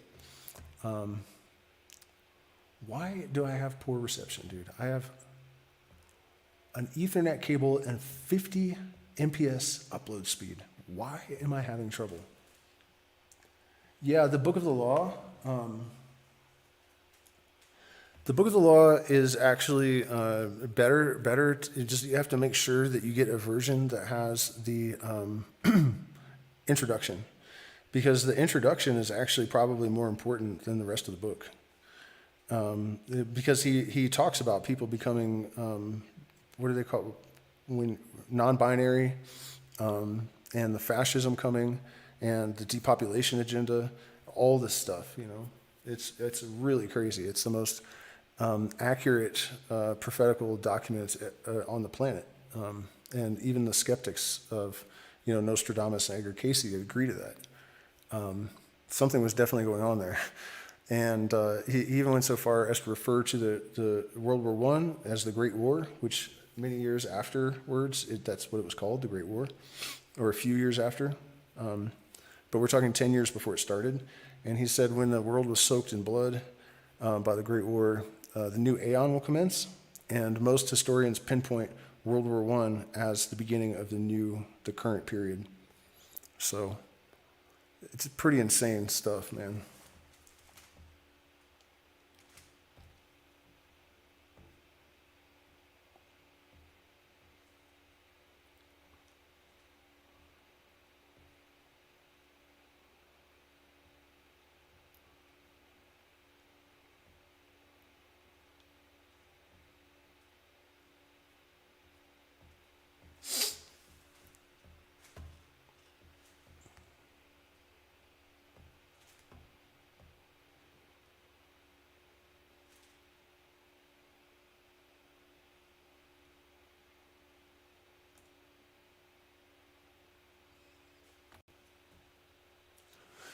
No, he didn't make World War I happen.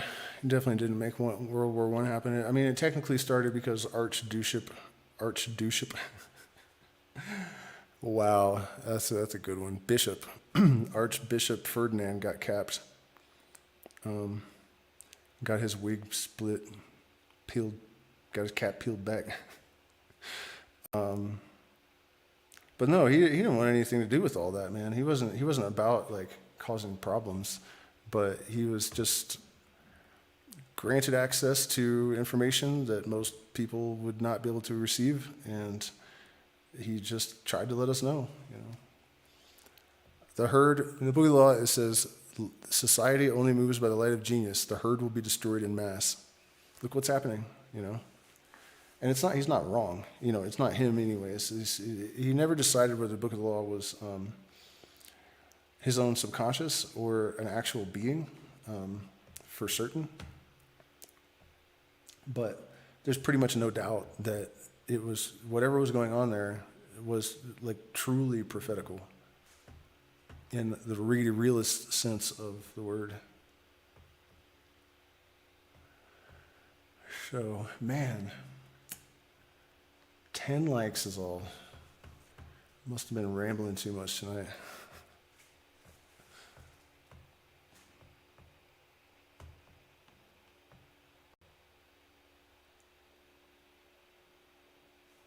No, he wasn't battling J.R.R. Tolkien in the magical realm. It was McGregor Mathers.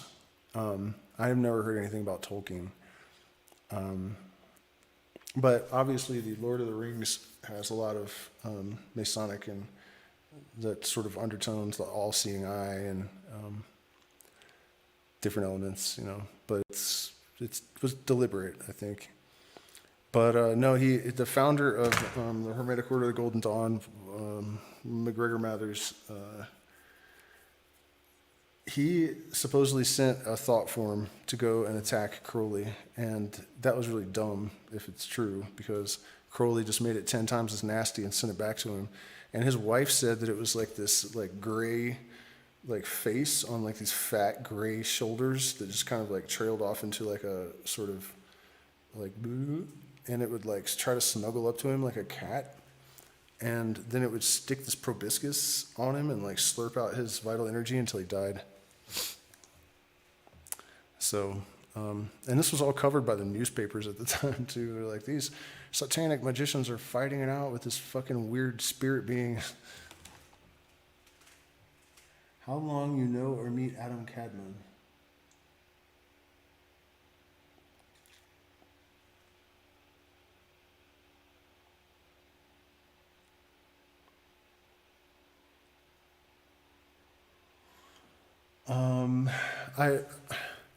Maybe you don't quite understand what Adam Cadman is. I don't know if you're just misunderstanding or.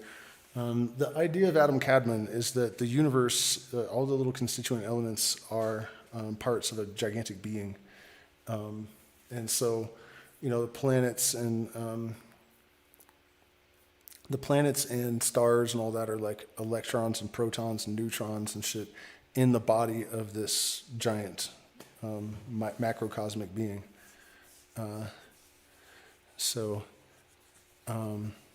Interestingly, I just heard from a very credible UFO source that one of my apparent downloads from aliens, he said that they told him the same thing, that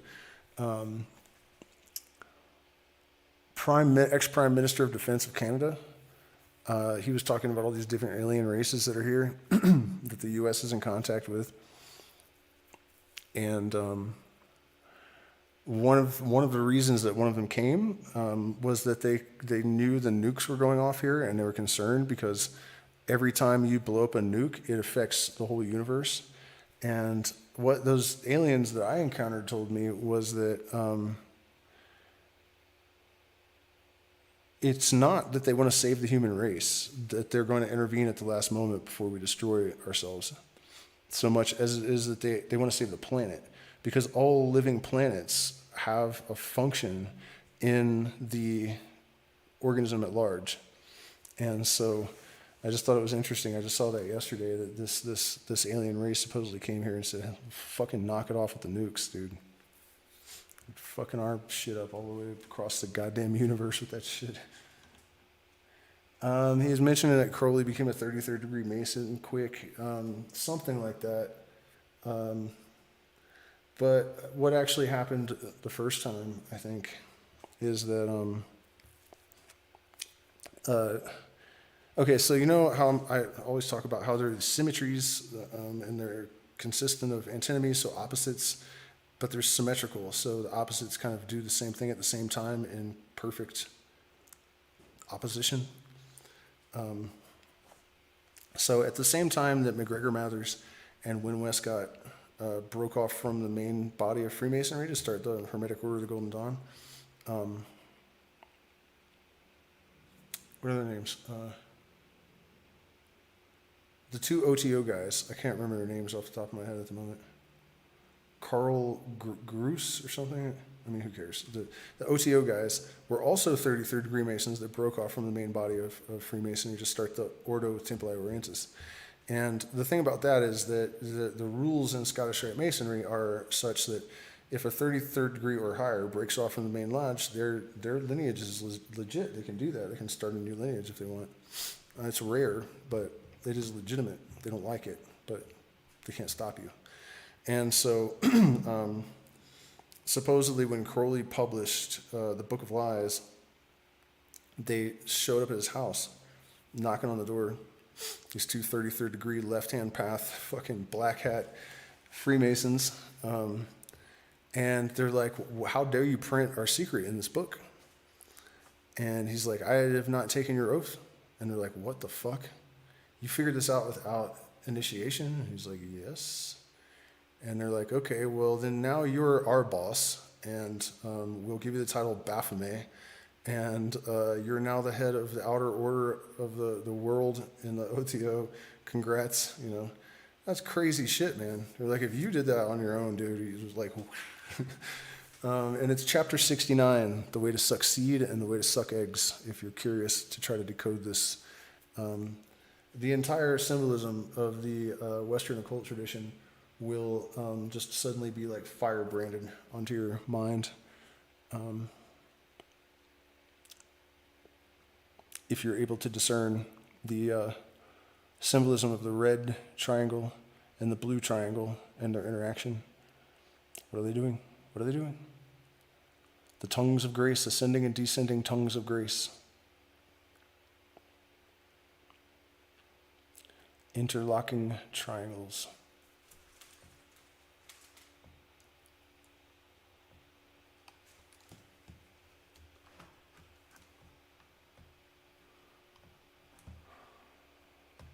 Really annoyed that I keep my, what is this thing called where you drag your finger around and make the thingy move?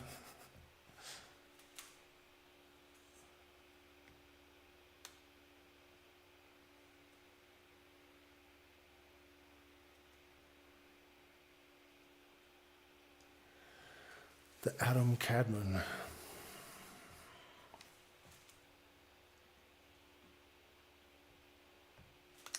Well, I said I was going to go eat dinner like 40 minutes ago or something, so I'm going to make some fish, but if I'm still awake, I'll pop back on. Maybe we'll have a more focused stream. And in the meantime, thank you all so much for your support during these obscenely difficult times, and please consider joining the Patreon and hit the like button, share, subscribe, do all those wonderful things. Also, come see me if you want. That's not off the table at the moment. So, yeah, guys, I will see y'all later.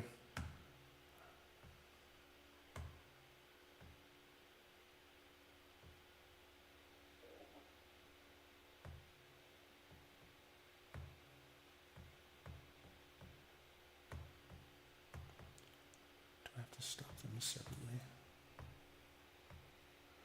Yep. Let's see.